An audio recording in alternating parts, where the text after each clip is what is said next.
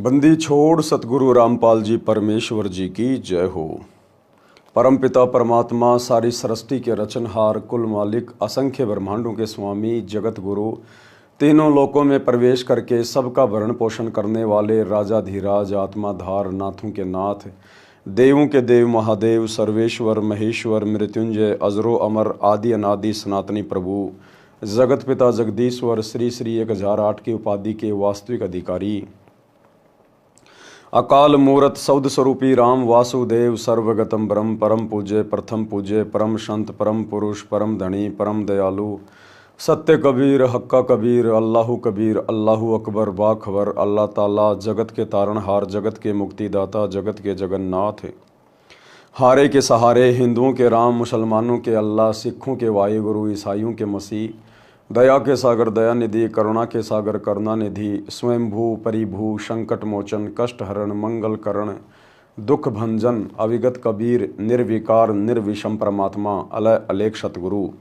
आदि अनादि सतगुरु, असली मर्यादा पुरुषोत्तम, असली राम, असली कृष्ण, असली घनश्याम, असली मुरारी, राजाओं के राजा, महाराजाओं के महाराजा, शहंशाहों के शहंशाह, सम्राटों के सम्राट, भगवानों के भगवान, अल्लाहों के अल्लाह, प्रभुओं के प्रभु, मसीहाओं के मसीह, सच्चे वाहिगुरु, बाबाओं के बाबा, पीरों के पीर, सेठों के सेठ, जगत सेठ, सावड़सा सेठ, सर्वगुण संपन्न, अनंत कोटि कलाओं के स्वामी, अनंत कोटि ब्रह्मांडों के नायक, योगियों में महायोगी, ध्यानियों में महाध्यानी, सिद्धों में परम सिद्ध, ज्ञानियों में तत्व ज्ञानी, ब्रह्म ज्ञानी, महाज्ञानी, परम ज्ञानी, सर्वश्रेष्ठ ज्ञानी, विज्ञानी, युवा कबीर, समरथ कबीर, असमवात, अमित ओजा, सच्चे रहनुमा, करीम अल्लाह, सुभान अल्लाह, दुनिया के अंतिम पैगंबर, 8 सितंबर 1951 से गांव धनाना, जिला सोनीपत, हरियाणा, भारतवर्ष की पावन भूमि पे प्रकट रियल कल की भगवान, श्री नारायण साकार हरि, श्री बाबा साहेब, नूर अनंत परमात्मा,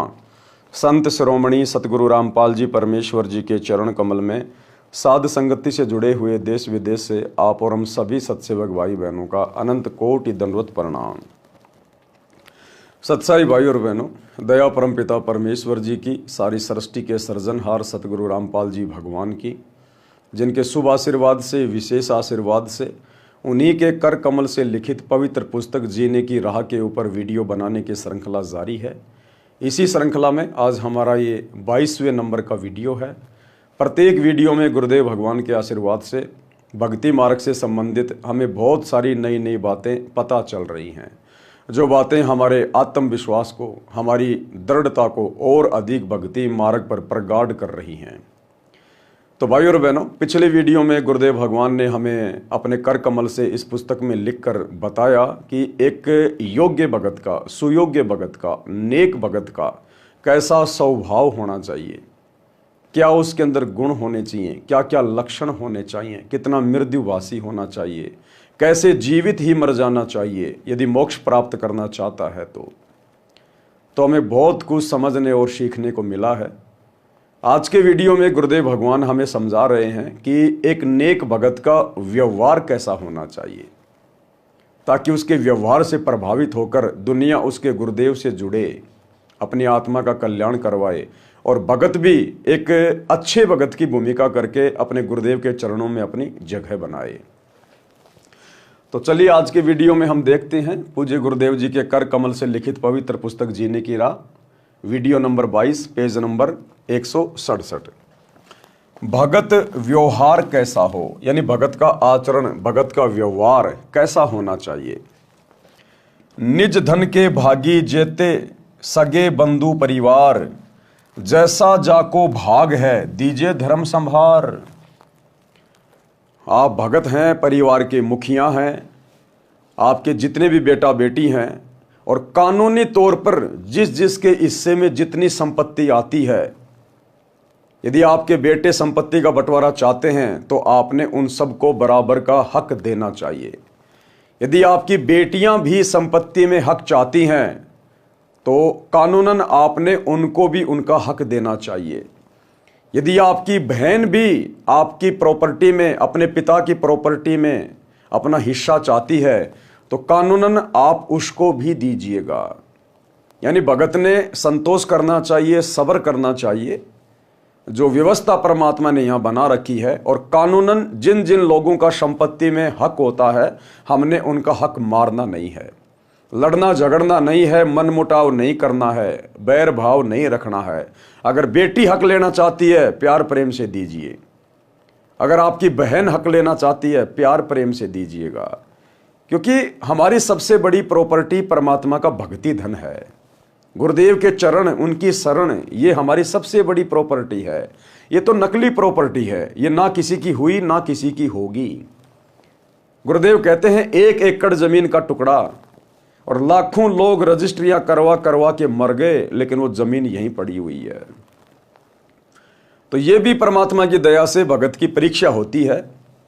यदि आपकी संपत्ति में आपकी बहन हिस्सा मांग रही है, आपकी बेटियां हिस्सा मांग रही हैं, तो परमात्मा भगत की परीक्षा लेता है कि मेरा भगत कहीं दुखी तो नहीं हो रहा है कि बेटी को तो मैंने पढ़ाया लिखाया, नौकरी लगाई, या फिर उसकी मैंने शादी कर दी, इतना खर्चा कर दिया पहले, अब बेटी भी अपना हक मांग रही है। अरे बहन जिसकी कब की शादी हो चुकी है, उसके मन में भी लोभ आ गया, लालच आ गया, वो भी हिस्सा मांग रही है। कानूनन यदि उसका हिस्सा है, वो चाहे 10 साल बाद में मांगे। भगत का दायित्व है, कर्तव्य है कि अपने गुरुदेव पर विश्वास करके जितना उनका हिस्सा है उनको अवश्य प्रदान करे। ये भी हमारी परीक्षा होगी। परमात्मा देखेगा कि इस भगत ने अभी तक इस काल की नकली संपत्ति का मोह त्यागा है या नहीं त्यागा है। तो ये हमारी परीक्षा होती है। और वैसे भी कानूनन जिसका अधिकार है, भगत ने मारना नहीं चाहिए, वरना परमात्मा का दोषी बनेगा। परमेश्वर कबीर जी ने कहा है कि संपत्ति के जितने भी भाग के कानूनी अधिकारी हैं, उनको पूरा पूरा भाग देना चाहिए। अपने धर्म कर्म को ध्यान में रखकर, यानी भगत को चाहिए कि जिसका जितना हिस्सा बनता है परमात्मा से डरकर पूरा पूरा बांट दे। 1 इंच जमीन की भी गफलत ना करे भगत। इतनी भी धोखाधड़ी अगर कर दी तो अंतर्यामी गुरुदेव से छुपा नहीं पाओगे। मन में भी कोई दोष नहीं रखना है, क्योंकि हमने तो यहां से पीछा छुटवाना है, सतलोक में जाना है। इसलिए जिसका जितना कानूनी हिस्सा बनता है, भगत ने बिल्कुल न्याय करना है। धर्म बोध पृष्ठ 184 का सारांश। कबीर खाट पड़े तब झकई, नैनन आवे नीर, यतन तब कछु बने नहीं, तनु व्याप मृत्यु पीर। भावार्थ, बूढ़ा होकर या रोगी होकर जब मानव चारपाई पर पड़ा होता है और आंखों में आंसू बह रहे होते हैं, उस समय कोई बचाव नहीं हो सकता। मृत्यु के समय होने वाली पीड़ा हो रही होती है। कहते हैं कि जो भक्ति नहीं करते उनका अंत समय महाकष्टदायक होता है। उसके प्राण सरलता से नहीं निकलते। उसको इतनी पीड़ा होती है जैसे 1 लाख बिच्छुओं ने डंक लगा दिया हो। क्या कह रहे हैं गुरुदेव भगवान? अंतर्यामी परमात्मा, सारे विधि विधान से परिचित परमात्मा, जो भक्तिहीन प्राणी होता है, भक्तिहीन, वो चाहे कितना ही शुभ कर्म करे, कितना ही अच्छा आदमी हो, कितना ही बुरा आदमी हो, गरीब हो या निर्धन हो, अंत जब उसका समय आता है, यम के दूत आते हैं, तो कहते हैं शरीर छोड़ते समय उसको इतनी पीड़ा होती है जैसे 1 लाख बिच्छू एक साथ डंक मार रहे हों। इतनी पीड़ा होती है मृत्यु के समय में भक्तिहीन प्राणी की। और जो भक्ति करते हैं, मर्यादा में रहते हैं, भक्ति केवल एक ही है वर्तमान में जो मोक्ष दिला सकती है, हर प्रकार की पीड़ाओं से मुक्ति दिला सकती है। सतगुरु रामपाल जी परमेश्वर जी की शास्त्र अनुकूल यथार्थ सत भक्ति जो आप और हम कर रहे हैं। तो कहते हैं सतगुरु से उपदेश लेने के बाद जो सत भक्ति करेगा, मर्यादा में रहेगा, उस आत्मा को अंत समय में इन पीड़ाओं का सामना नहीं करना पड़ेगा। जैसे आम पक जाने के बाद जरा से हवा के झोंके से पेड़ से टूट के नीचे गिर जाता है, इसी प्रकार भगत को पता भी नहीं चलेगा मेरा शरीर कब छूट गया। जब भगत चाहेगा कि गुरुदेव आपका दास तैयार है, ले चलिए सतलोक, मालिक ले चलिए, उस समय भगत का शरीर छूटेगा। पता भी नहीं चलेगा भगत को कि मेरा शरीर छूट गया। सतलोक जाने के बाद पता चलेगा मैं तो सतलोक में आ गया। ये है इस सत भक्ति का प्रतिफल। परमात्मा ऋणचक भी दुख अपनी आत्मा को अंत समय में नहीं होने देगा।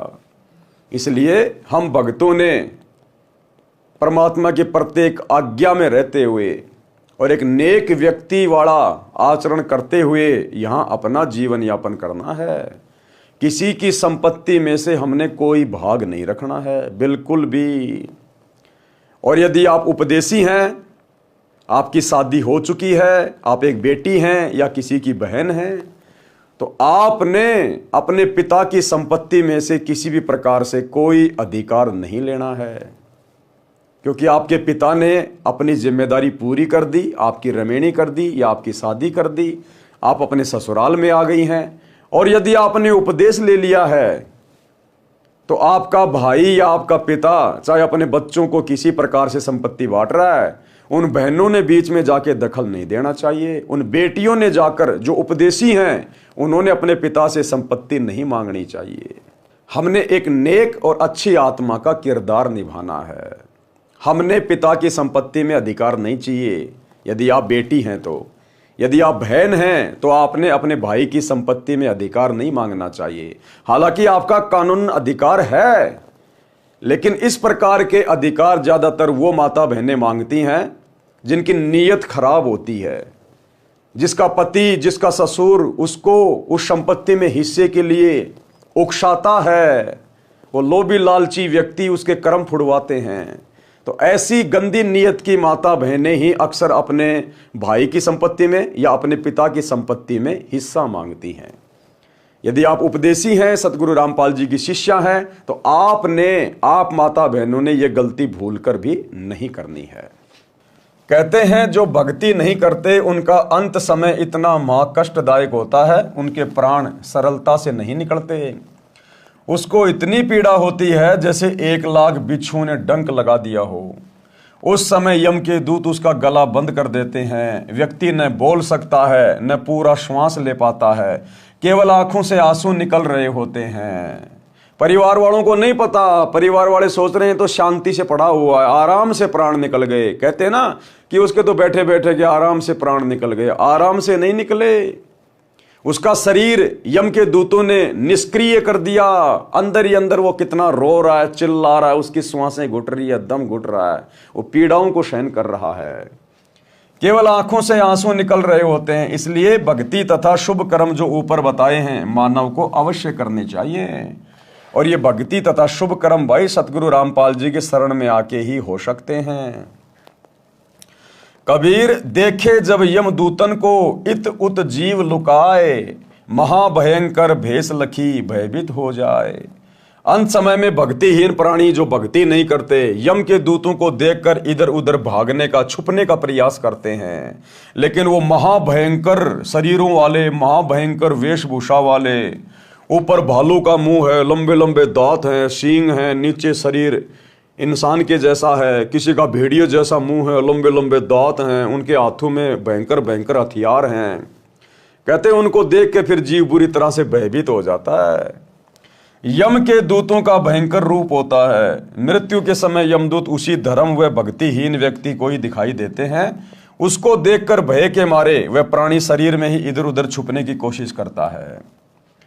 कबीर भक्ति दान किया नहीं, अब रह कास की ओट, और मार पीट प्राण निकाल ही जम तोड़ेंगे होठ। कि समय रहते तो सतगुरु की भक्ति नहीं करी, गुरुदेव भगवान से दीक्षा नहीं ली, और अंत समय में जब यम के दूत तेरे मुख दर मारेंगे, तेरे होठ फोड़ेंगे, तुझे भयंकर पीड़ा देकर, तेरा श्वास रोककर तेरे प्राण निकालेंगे, अब उस समय क्या करेगा फिर तू। भावार्थ, ना गुरु किया, ना भक्ति और न दान धर्म किया, अब किसकी ओट में बचेगा। यम के दूत मारपीट करके प्राण निकालेंगे और बिना बेचारे चोट मारेंगे, जहां मन में आएगा वहीं मारेंगे। यानी बेरहम होकर पीट पीट कर तेरे होठ फोड़ेंगे। होठ फोड़ना, बेरहमी से पीटना, अर्थात निर्दयता से मारेंगे। उनको कोई दया धर्म की नाम की चीज नहीं है। उनकी ड्यूटी ये है कि जिसने सतगुरु की भक्ति नहीं की, मनुष्य जन्म प्राप्त करके, स्त्री या पुरुष का शरीर प्राप्त करके, जिसने सच्चे सतगुरु की सत भक्ति नहीं की, शास्त्र अनुकूल साधना नहीं की, शुभ धर्म कर्म नहीं किए, उसको इसी प्रकार से मारते पीटते, उसके होठ फोड़ते लाओ। उसके धर्म बोध पृष्ठ 185 186 पर सामान्य ज्ञान है। धर्म बोध पृष्ठ 187 का सारांश। कबीर मान अपमान सम कर जाने, चाहे हमारी कोई इज्जत करे चाहे हमारी कोई बेइज्जती करे, यदि कोई नेक भगत होगा तो इज्जत प्राप्त करके उसके अंदर मान बढ़ाई नहीं आएगी, उसका सीना चौड़ा नहीं होगा, गर्व नहीं होगा। और यदि कोई अपमान करेगा तो उसको कोई दुख नहीं होगा किसी प्रकार का, क्योंकि उसको ज्ञान है कि भक्ति मार्ग में यदि तू किसी के सम्मान करने से खुश हो गया तो भी तेरे लिए नुकसानदायक है, और यदि तू अपनी बेइज्जती समझ के दुखी हो रहा है तो भी तुझे ज्ञान नहीं है, तो भी तू परमात्मा की नजरों में अभी कच्चा भगत है। तो कहते हैं कबीर मान अपमान सम कर जाने, और तजे जगत की आश, चार रहित संशय रहित हर्ष शोक नहीं ताश। भावार्थ, भगत को चाहे कोई अपमानित करे उस ओर ध्यान ना दे, उसकी बुद्धि पर रहम करे, और जो सम्मान करता है उस पर भी ध्यान ना दे, यानी किसी के सम्मानवश होकर अपना धर्म खराब ना करे, हानि लाभ को परमात्मा की देन मानकर संतोष करे। कबीर मार्ग चले अधोगति, चार हाथ माई देख, पर तिरिया पर धन ना चाहे, समझ धर्म के लेख। कि जो नेक भगत होगा, सच्चा भगत होगा, सतगुरु का भगत होगा, वो यदि रास्ते रास्ते जा रहा है तो उसकी नजर केवल कितनी होगी? चार हाथ तक की उसकी नजर होगी, यानी 6-7 फुट ही देखेगा वो सामने। 6-7 फुट देखकर चलने का मतलब है सामने से कोई माता बहन आ रही है तो उसकी तरफ नहीं देखेगा, उसके चेहरे की तरफ नहीं देखेगा, वो अपनी नजरें सीधी करके चलेगा, अपने रास्ते चलेगा नीची गर्दन करके। सामने वाली को महसूस भी नहीं होने देगा कि इसके मन में कोई दोष है क्या। इस प्रकार से भगत ने अपनी रहनी करनी को ठीक करके चलना होता है। भगत मार्ग पर चलते समय नीचे देखकर चले, यानी अपनी आंखों को, अपनी नजरों को, अपनी दृष्टि को बकवादों से दूर रखे। एक सभ्य इंसान की तरह, एक सभ्य नागरिक की तरह उसने व्यवहार करना चाहिए। भगत मार्ग पर चलते समय नीचे देखकर चले। भगत की दृष्टि चलते समय 4 हाथ यानी 6 फुट दूर सामने रहनी चाहिए। धर्म कर्म के ज्ञान का विचार करके पर स्त्री तथा पर धन को देखकर दोष दृष्टि ना डाले। हम जा रहे हैं रास्ते रास्ते, किसी की बढ़िया कोठी आ गई, हमने बार बार नहीं देखना उसको। बार बार देखेंगे तो काल प्रेरणा से मन में विचार उठेंगे, यार मेरे पास भी होनी चाहिए थी ऐसी कोठी, ऐसी कोठी बनाएंगे तो कितना पैसा लगेगा। तो काल फिर वो विचार ऑटोमेटिक शरीर में पैदा कर देगा। कोई बहन बेटी आ रही है, कैसी भी है, हमने उसकी तरफ ध्यान नहीं देना। अपना ध्यान परमात्मा के सुमरण में होना चाहिए, गुरुदेव के चिंतन मनन में होना चाहिए, भक्ति भाव में होना चाहिए। और हमने दोष दृष्टि से किसी बहन की तरफ नहीं देखना है, सामने वाले की चेहरे की तरफ नहीं देखना हमने, क्योंकि ये काल का षड्यंत्र है। हम देखेंगे तो मन में कहीं ना कहीं थोड़ा बहुत दोष ये जरूर पैदा करेगा। तो इसलिए गुरुदेव कहते हैं नीची गर्दन करके चलो। अब ये हर जगह बात फिट नहीं होती है। बहुत सारे भगत भाई बहन अपनी गाड़ी चलाते हैं, ड्राइविंग करते हैं, बाइक चला रहे हैं, कार चला रहे हैं, तो उनके लिए नहीं कहा परमात्मा ने कि 6 फुट ही देख के चलो। नहीं, वो 6 फुट देखेगा तो एक्सीडेंट हो जाएगा। परमात्मा ने कहा कि बकवाद की दृष्टि से नहीं देखना, भगत ने मन में दोष की दृष्टि से नहीं देखना। बाकी आप गाड़ी चला रहे हो, आपको तो 100 मीटर आगे देखना पड़ेगा, तो उसके लिए नहीं कहा गुरुदेव ने। यानी जब भी आप किसी माँ बहन की तरफ देखो, किसी पराये की संपत्ति की तरफ देखो, धन की तरफ देखो, तो आपके मन में बकवाद नहीं आनी चाहिए, आपकी नजरें बिल्कुल नीची होनी चाहिए। हम आराम से चल रहे हैं, हमने 100 मीटर देखने की जरूरत नहीं है। आराम से चलने वाला व्यक्ति आराम से 5, 6, 7, 8 फुट की दूरी तक देख के अपना काम आराम से चला सकता है। जो गाड़ी चला रहा है उसको तो भैया लंबा देखना पड़ेगा। तो इसलिए गुरुदेव के कहने का मतलब है हमने कुदृष्टि से, गंदी नजर से किसी के तरफ ध्यान नहीं देना है।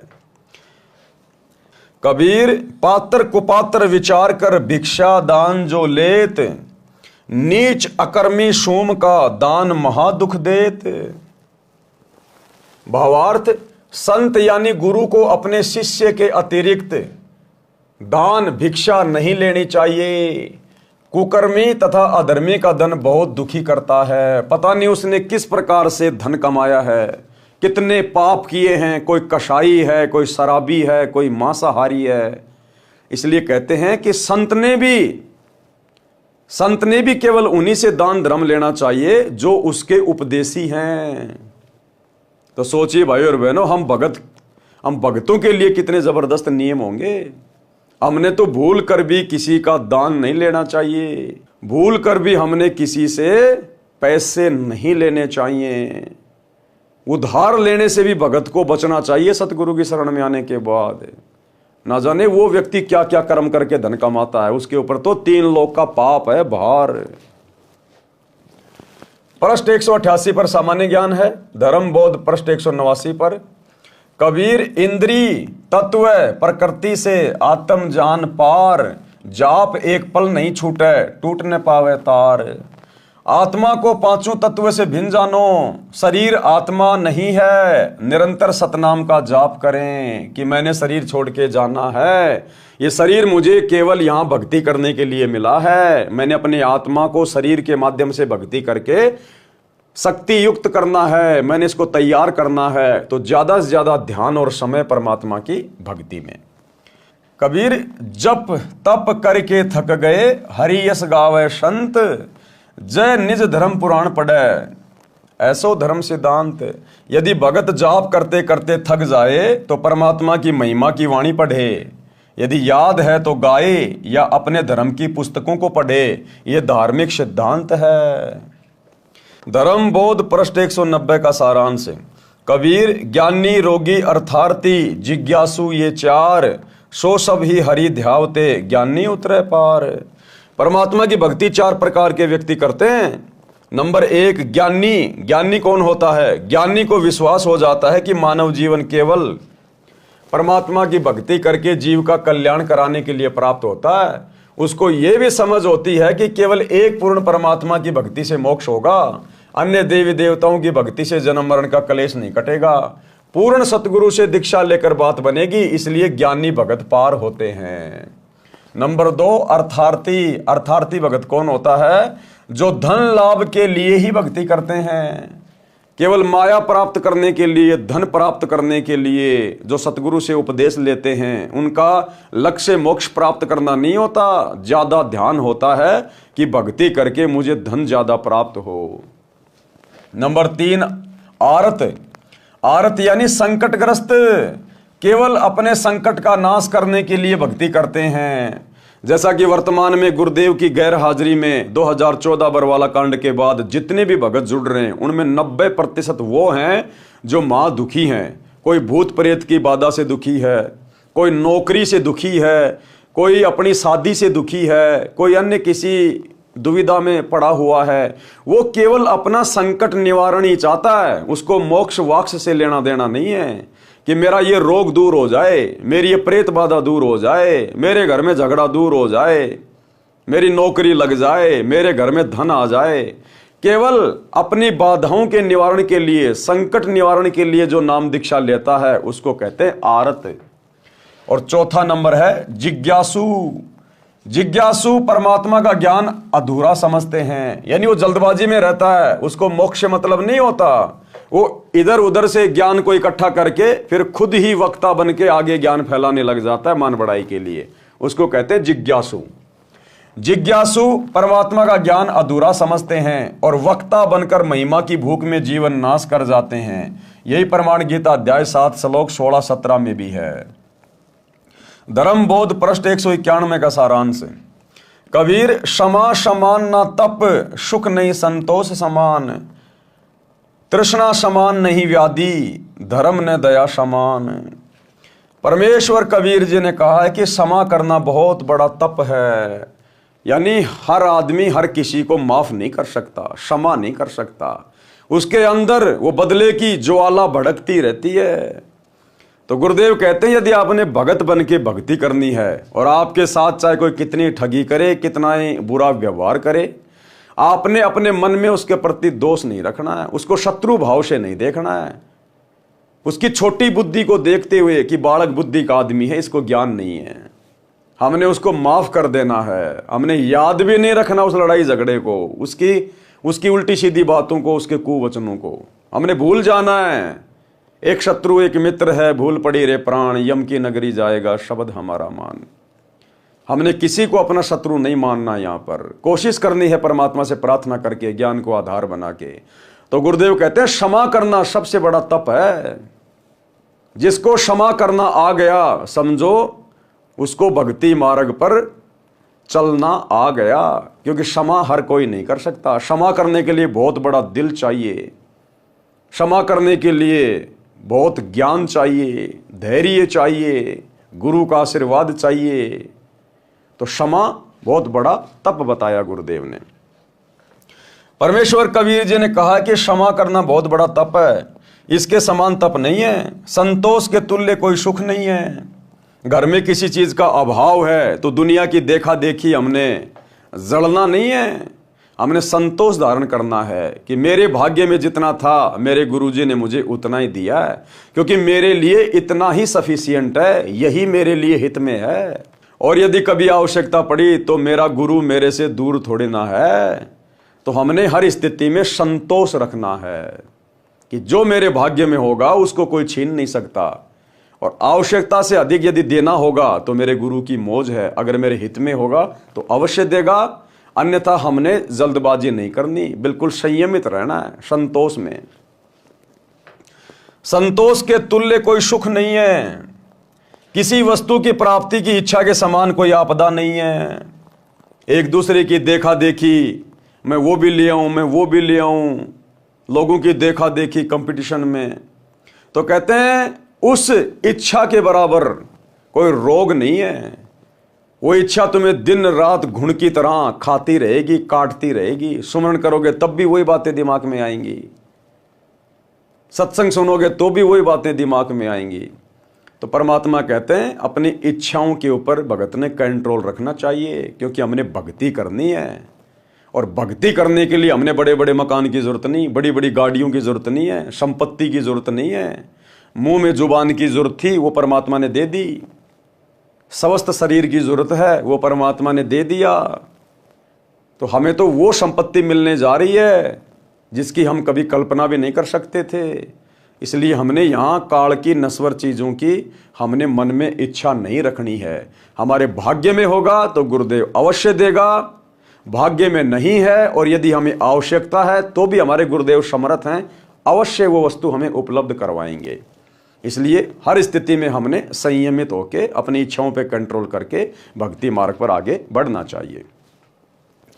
किसी वस्तु की प्राप्ति की इच्छा के समान कोई आपदा नहीं है, और दया के समान धर्म नहीं है। दया समान धर्म नहीं है। जानवरों पर, पशुओं पर, पक्षियों पर, छोटे बच्चों पर गुरुदेव कहते हैं आपने दया भाव रखना चाहिए। सबके अंदर परमात्मा की आत्मा है, जो अपने से और के एक के पीठ पिछान, और भूखियां भोजन देत पहुंचेंगे परिवान। हमने सबके ऊपर दया भाव रखना है। कबीर योग के अंग 5 हैं। योग मानी भक्ति, भक्ति के 5 अंग हैं। संयम, मनन, एकांत, विषय त्याग, नाम रटन, होए मोक्ष निश्चिंत। ये 5 अंग हैं। यदि भगत ने मोक्ष प्राप्त करना है तो देखो भाई और बहनों, ये पुस्तकें बहुत सांकेतिक हैं, गूढ़ ज्ञान युक्त हैं। ये जीने की राह पुस्तक केवल अब ढंग से पढ़ाई जा रही है।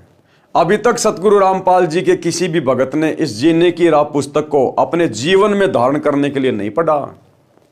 हो सकता है किसी ने इसको पूरा भी नहीं पढ़ा होगा, 10, 15, 20, 25 पेज पढ़ के साइड में रख दिया होगा, क्योंकि ये ऐसे समझ में नहीं आएगी जब तक परमात्मा की दया नहीं होगी, ठीक का समय नहीं आएगा। तो अब ठीक का समय आ रहा है। पिछले 6-7 महीने से परमात्मा ने दास को इसी सेवा में लगा रखा है। ये पुस्तक भगत भाई बहन दिन रात बांटते रहते हैं, 20 रुपए में जीने की राह, 20 रुपए में जीने की राह, लेकिन खुद भगत भाई बहन इन पुस्तकों को नहीं पढ़ते, और पढ़ेंगे तो उनके समझ में नहीं आएगी। वो गुरुदेव के कर कमल से लिखित शब्दों के पीछे के भाव को पकड़ नहीं पाएंगे, समझ नहीं पाएंगे। तो गुरुदेव ने साध संगति पे दया बख्शी है। अब देखो ये कितनी अनमोल पुस्तक है। लगभग 22 वीडियो, आज हमारा 22वां वीडियो है। अब बताइए प्रत्येक वीडियो में कितनी गहरी गहरी बातें हमें समझने को मिल रही हैं। हमारे अंदर कितना परिवर्तन आ रहा है। हम सोच रहे हैं कि हमने तो कुछ पता ही नहीं था, हम भक्ति जरूर कर रहे थे, भगत जरूर बने हुए थे, लेकिन भक्ति मार्ग में हमने किस प्रकार से रहना चाहिए, हमारा आचार विचार व्यवहार क्या होना चाहिए, वो अब पता चलता जा रहा धीरे धीरे इन पुस्तकों के माध्यम से। इतना अनमोल खजाना गुरुदेव ने इनमें छुपा रखा है। तो कहने का मतलब है दुनिया को भी ज्ञान बांटो, दुनिया को भी पुस्तकें बांटो, लेकिन यदि हम अपने गुरुजी के ज्ञान पे पहले अमल करेंगे तो हमारे द्वारा बांटा गया ज्ञान, बताया गया ज्ञान भी अन्य व्यक्तियों पर असर करेगा। तो अब वो ठीक का समय आया है, तो परमेश्वर धीरे धीरे इन पवित्र पुस्तकों के ऊपर वीडियो बनवा रहे हैं। तो गुरुदेव कहते हैं यदि आपने मोक्ष प्राप्त करना है इसी कलयुग की पिछली पीढ़ी में, तो आपने 5 चीजें बहुत ही ध्यान से अपने दिमाग में बैठा लेनी चाहिए। कौन कौन सी? भक्ति के 4 आवश्यक पहलू हैं। संयम, यानी प्रत्येक कार्य में संयम बरतना चाहिए। हर कार्य में भगत को संयम बरतना चाहिए। खाना खाने में संयम बरतना चाहिए। आवश्यकता से ज्यादा खाना खाएंगे, पेट भर भर के खाना खाएंगे, भूख नहीं है फिर भी खाना खाएंगे, टेस्ट के चक्कर में, मीठे के चक्कर में हमारा भजन नहीं बन पाएगा, शरीर टूटेगा, अंगड़ाई लेगा, नींद आएगी, श्वासें ढंग से ऊपर नीचे नहीं ले पाएंगे, तो सतनाम का जाप क्या खाक करेंगे। तो परमात्मा कहते हैं भगत ने भोजन करते समय, खाते पीते समय संयम रखना चाहिए। इतना ज्यादा भी मत खाओ कि भक्ति ना हो पाए, और इतना थोड़ा भी मत खाओ कि बार बार हमारे को भूख की याद आती रहे। फिर गुरुदेव कहते हैं धन के संग्रह करने में भी भगत को संयम बरतना चाहिए। परिवार की आवश्यकता से ज्यादा धन का संग्रह नहीं करना चाहिए।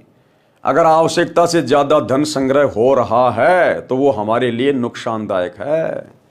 गुरुदेव कहते हैं नौका में पानी भर जा और घर में बढ़ जा दाम, दोनों हाथ उलटियो यो शाणु काम। जिस प्रकार आप समुद्र में यात्रा कर रहे हैं और यदि आपकी जहाज में, आपकी नौका में अगर पानी भर गया, छेद हो गया, तो कहते हैं अगर जान बचानी है तो पानी को फटाफट फटाफट किसी भी पात्र से या अपने हाथों से पानी को बाहर फेंक, नहीं तो जहाज डूबेगी, तू भी डूबेगा। इसी प्रकार यदि भगत के घर में आवश्यकता से ज्यादा धन आ रहा है, पैसा आ रहा है, आपका काम धंधा बहुत अच्छा चल गया, बड़ी अच्छी बात है, उस धन को अपने घर में जमा मत कीजिए। वो धन बकवाद करवाएगा, नए नए वो प्लाट लेकर गिरवाएगा, बढ़िया कोठी बनवाएगा, आवश्यकता से फालतू की वस्तुएं संग्रहित करवाएगा, या किसी रिश्तेदार को दे दोगे उधारे, फिर वो देगा नहीं, 24 घंटे टेंशन रहेगी, देगा या नहीं देगा, देगा या नहीं देगा, भजन क्या खाक करोगे। तो परमात्मा कहते हैं धन को संग्रह करने में भी भगत ने संयम बरतना चाहिए। आगे क्या कह रहे हैं गुरुदेव? संयम यानी प्रत्येक कार्य में संयम बरतना चाहिए। धन संग्रह करने में, बोलने में संयम बरतना चाहिए। परमात्मा कहते हैं तीर कमान से और बात जुबान से एक बार निकल गई वापस नहीं आएगी।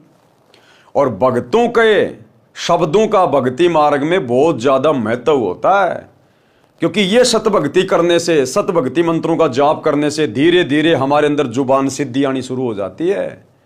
हम यदि कुछ बातें बोल देंगे, किसी को आशीर्वाद दे देंगे, किसी को कोई गाली गलौज कर देंगे, या किसी का कोई मतलब बुरा बोल देंगे, बद्दुआ दे देंगे, तो उसके ऊपर हमारे शब्दों का असर हो जाएगा। और यदि उसका कुछ भला हो गया या बुरा हो गया तो हमारी भक्ति नष्ट होगी। तो गुरुदेव कहते हैं भगत ने बोलने में भी संयम रखना चाहिए। संयम, आवश्यकता से ज्यादा नहीं बोलना और कम शब्दों का प्रयोग करना चाहिए बोलते समय, नहीं तो अपना सुमरण करता रहे।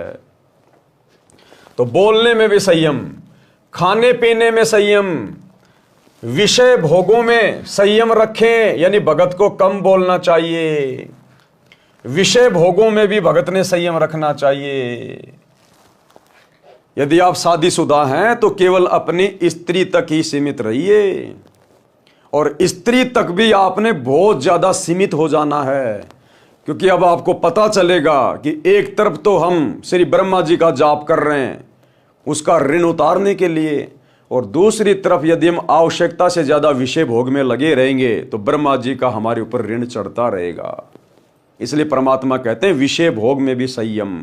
और यदि आपको भक्ति मार्ग अच्छे से समझ में आ गया है कि भैया विषय भोग से पूरी तरह दूरी बनाए बिना हम एक सच्चे भगत नहीं बन सकते, गुरुजी हमारे हृदय में नहीं बैठ सकते, मेरा मोक्ष नहीं हो सकता, मैं एक सच्चा भगत नहीं कहला सकता, क्योंकि परमात्मा कहते हैं भग भोग्या भग उपचय, भग से बचा न कोई, और जय कोई भग से बचे भगत कहावे सोई।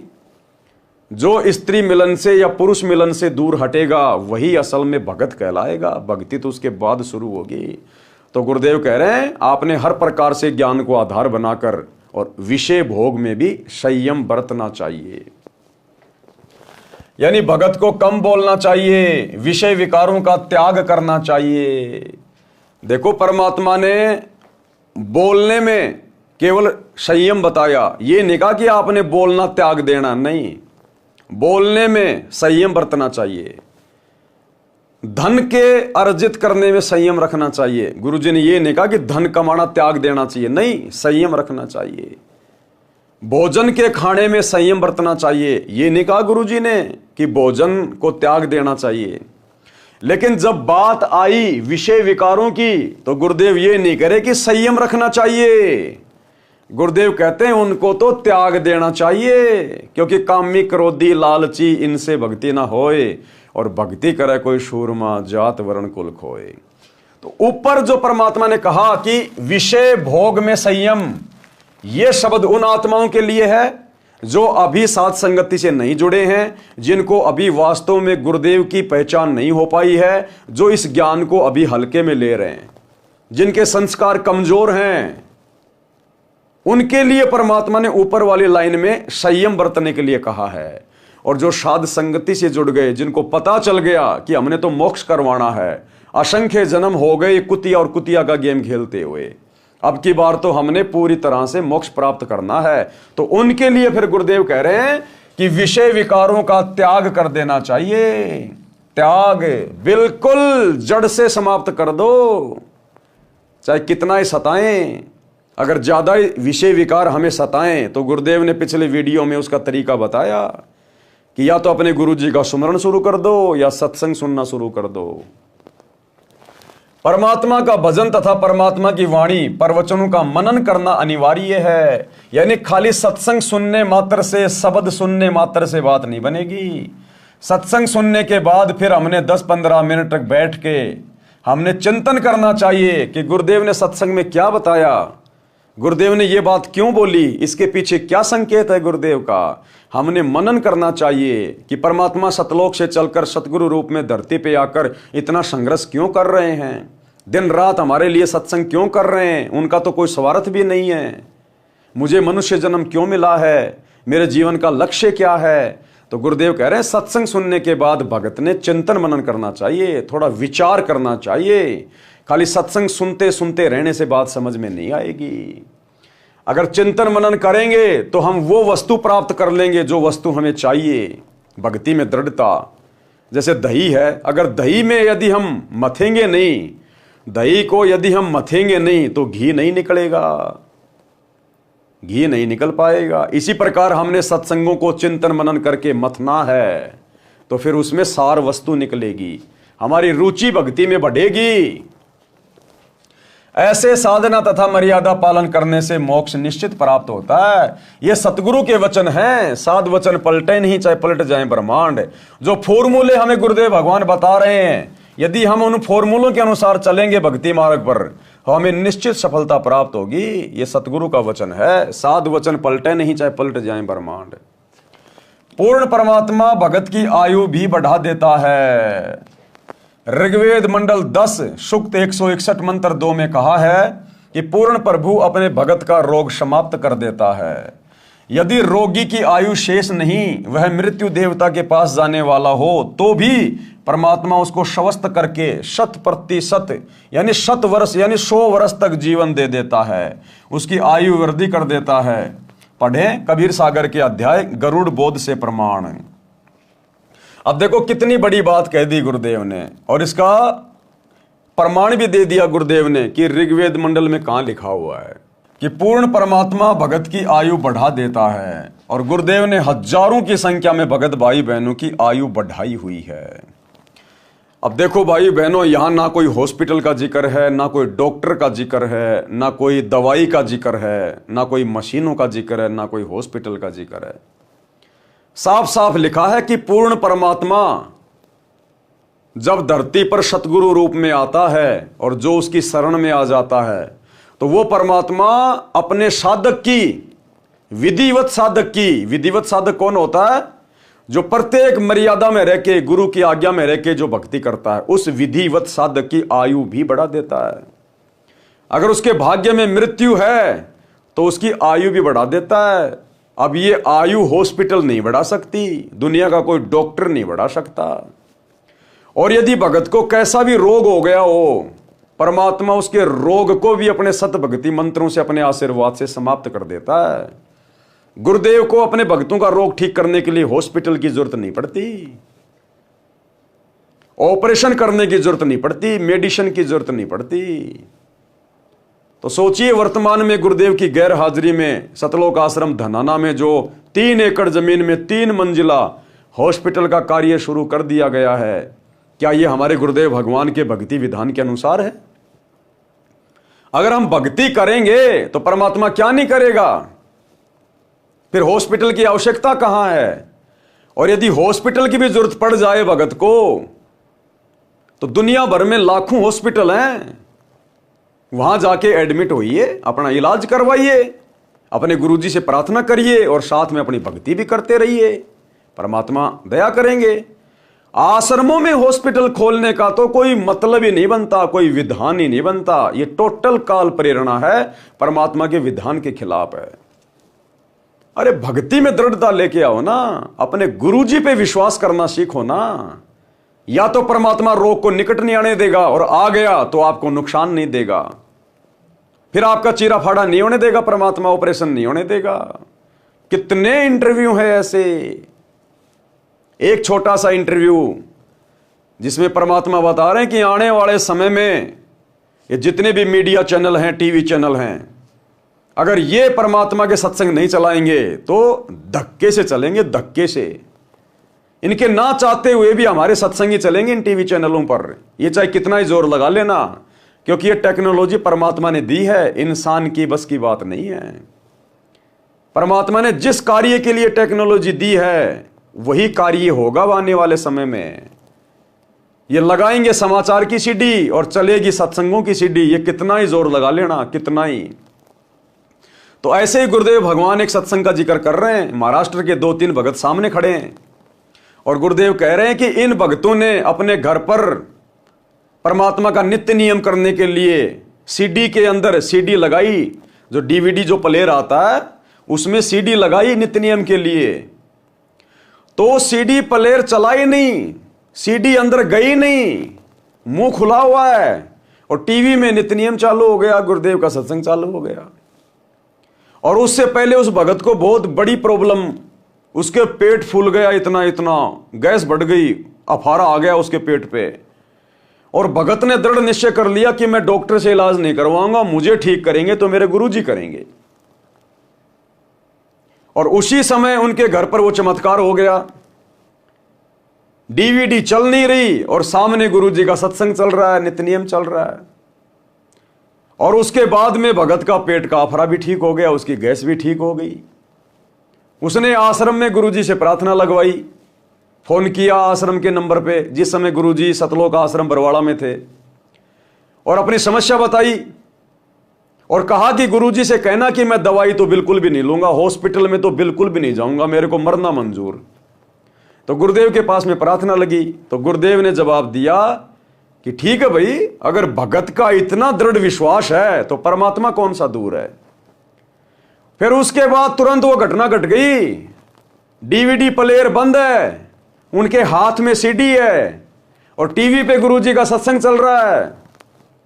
तो उस भगत के दृढ़ विश्वास को देखकर गुरुदेव ने उस घर में जाके प्रकट होना पड़ा, उस टीवी के माध्यम से। वो चमत्कार, उन्होंने उसके फोटो वाटो खींचे, आश्रम में भेजे, गुरुजी को दिखाए कि गुरुजी ऐसा चमत्कार हुआ। लेकिन वो भगत समझ नहीं पाए कि यह चमत्कार क्यों हुआ।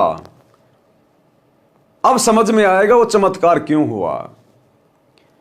क्योंकि जो इतनी दृढ़ आत्मा होती है, जो इतना दृढ़ भगत होता है, उस भगत का पेट फूल गया, भयंकर मरने जैसी हालत, लेकिन भगत ने दृढ़ निश्चय कर लिया कि मैं दवाई नहीं खाऊंगा, ठीक करेंगे तो मेरे गुरुजी करेंगे, मर जाऊंगा कोई दिक्कत नहीं। और आश्रम में प्रार्थना लगा दी। उधर से गुरुजी का जवाब आया कि ठीक है भाई, जब भगत को इतना विश्वास है तो भगवान कोई मरने देता है क्या? भगवान कौन सा दूर है? ठीक है बेटा, परमात्मा दया करेंगे। उसके तुरंत बाद उन्होंने गुरुजी का सत्संग सुनने के लिए टीवी ऑन करना चाहा, डीवीडी प्लेयर में सीडी लगानी चाहिए, तो सीडी बंद है, डीवीडी उनके हाथ में, और टीवी में गुरुजी सत्संग करने आ गए। उन्होंने फोटो वाटो खींचे, वीडियोग्राफर बुलवाया, तो परमात्मा उस भगत की दृढ़ता को देखकर उसके रोग को ठीक करने के लिए, उसको विश्वास दिलाने के लिए परमात्मा उस टीवी में प्रकट हो गए। तो फिर गुरुदेव ने बताया कि आने वाले समय में परमात्मा इसी प्रकार से चमत्कार करेगा। ये टीवी चैनल वाले अगर हमारे सत्संग नहीं चलाएंगे तो धक्के से चलेंगे, जबरदस्ती चलेंगे, ये रोक नहीं पाएंगे, मजबूरन फिर इनको चलाने पड़ेंगे। तो एक छोटा सा सत्संग जो हमारे विश्वास को बढ़ाएगा, सुनिए। डीवीडी प्लेयर ये उसकी तरह लैपटॉप की तरह होता है, आजकल ये नया चल पड़ा ये, और इसमें सीडी नहीं थी, सीडी निकाल रखी थी। सुबह का नित्यनेम ये इन्होंने निकाल रखी थी, चलानी थी। जैसे सुबह का नित्यनेम करके वो निकाल दी जाती है, फिर रमैणी की लगाते हैं, फिर श्यामना आरती की लगाते हैं। आरती की रख रखी थी, तो सुबह लाइट आई नहीं, आरती वाली निकाल दी, नित्यनेम लगाना था, लाइट नहीं थी इनके पास, जैसा इन्होंने मुझे बताया। और काम लग गया अपने अपने पे, लाइट आनी नहीं, फिर देखो कब क्या होगा। इतने में अपने आप लाइट से इसका कनेक्शन भी काट रखा था, इसका इस सीडी प्लेयर का लाइट में नहीं लगा रखा था कि लाइट है ही नहीं, जो फायदा क्या। थोड़ी सी देर में अपने आप नित्यनेम शुरू हो गया। बोलो बाप बताएंगे कैसे हुआ। मैं पे लेके हुआ था और थोड़ी देर के बाद में सब तो 3 दिन से मेरा बहुत एकदम तकलीफ देने को चल रहा था। ये कह रहा है कि मेरे पेट में तकलीफ थी कई दिन से। 3 दिन से और अफारा आया हुआ था, पेट में फूला हुआ था, पेट तंग हो रहा था यो घना। बहुत तंग, और ऐसा थोड़ा भी चला है ना तो भी ऐसा हिला भी तो भी बहुत दुखता था। तो मैं ऐसे ही एक औरत ने बताया कि भाई आपके पास में पैसा ना हो तो हम आपको पैसा देंगे, आप दवा खाने जाओ। तो हमने बताया कि भाई हम 3 दिन तक तो नहीं जाने वाले, क्योंकि हमारे को ये गुरुजी की वजह से नहीं जाते आता है दवाखाने में, हम आप ऑटोमेटिक खुद ही अच्छे हो जाएगा। तो बोले नहीं, बोले पैसा ले लो। बोले तो उसने 200 रुपये दिया तो हम रख लिया, हमारे पास में तो पैसा था ही, लेकिन हमारे को दवाखाना नहीं जाने का था। अभी सीढ़ी चालू होने की वजह से फिर हम क्या कि इधर फोन लगा दिए गुरुजी के पास में। अभी गुरुजी के पास में फोन लगाने के बाद में इधर से ऐसा बताया गया कि आपको ऐसा हो रहा है तो कोई सामने वीडियो वाला कभी हो तो उसको बुला के लाओ और उससे 2 कॉपी खिंचवा लो। हम वीडियो वाले के पास में जाके उसको ला के 2 कॉपी खिंचवाए तो वीडियो वाला आते समय हमें ये बता रहा है कि आपका कोई जादू टोना तो नहीं। बोलिए जादू टोना नहीं है, ये गुरुजी है, अभी हम नए किए। तो बोलिए किधर के गुरुजी? तो हमने बताया उनको कि हरियाणा के गुरुजी है, हम उधर जाते। अभी हमारा एक बच्चा है वो भी पहले से उधर है, तो उसका भी वैसा ही था, वो भी ठीक हो गया। इसीलिए हम नहीं जाने वाले थे दवाखाने में, हमारे को गारंटी था कि अभी परमात्मा हमारे को ठीक कर देंगे। इसी वजह से हम ऐसे ही लेटे रहे। तो उसके बाद में वो हमसे ऐसा अरे तेरी बात करने के लिए हम उसको बोला कि देखो अभी हमारा मोबाइल तो चालू है और उधर से गुरुजी बात कर रहे, आप लगे तो उनसे बात करो।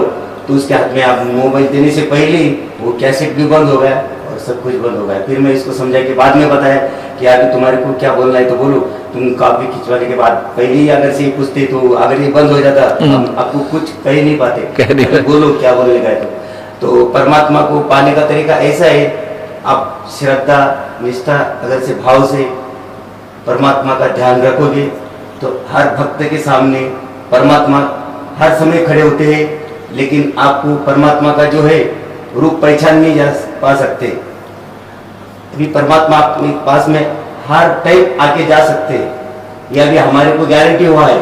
बोलो सतगुरु। किसी के ऊपर भरोसा ये नहीं रखने का हमारा ये होता नहीं है, लेकिन आप परमात्मा को अगर से पहचान सको तो हर इंसान ऐसा ही होगा और इसको कभी ये दिक्कतें आने वाली नहीं है और इसकी हर मुसीबतें हर समय परमात्मा दूर करते रहेंगे, यह हमें गारंटी हुआ है।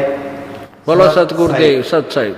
इसका कहने का भाव ये है, इसके पेट में तकलीफ थी, कई दिन से चल रहा था और औषधि ये नहीं लेना चाहता था कि वे गुरुजी ठीक करेंगे। इन्हें फ़ोन किया था, अब भक्तों से यहाँ संपर्क हुआ तो पूछ लेते हैं भी ऐसे ऐसे उनको तकलीफ़ है कि वो कह रहा है दवाई तो मैं लूँगा नहीं, गुरुजी ना ब्योंत है गो दवाई लेने का। तो हम कह देते हैं भाई विश्वास रख भगवान पर, जब इतना विश्वास है तो प्रभु कौन सा दूर है।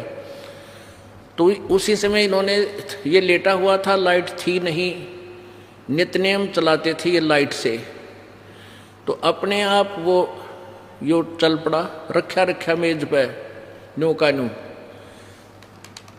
ऐसे ऐसे था ये, अपने आप चल पड़ा।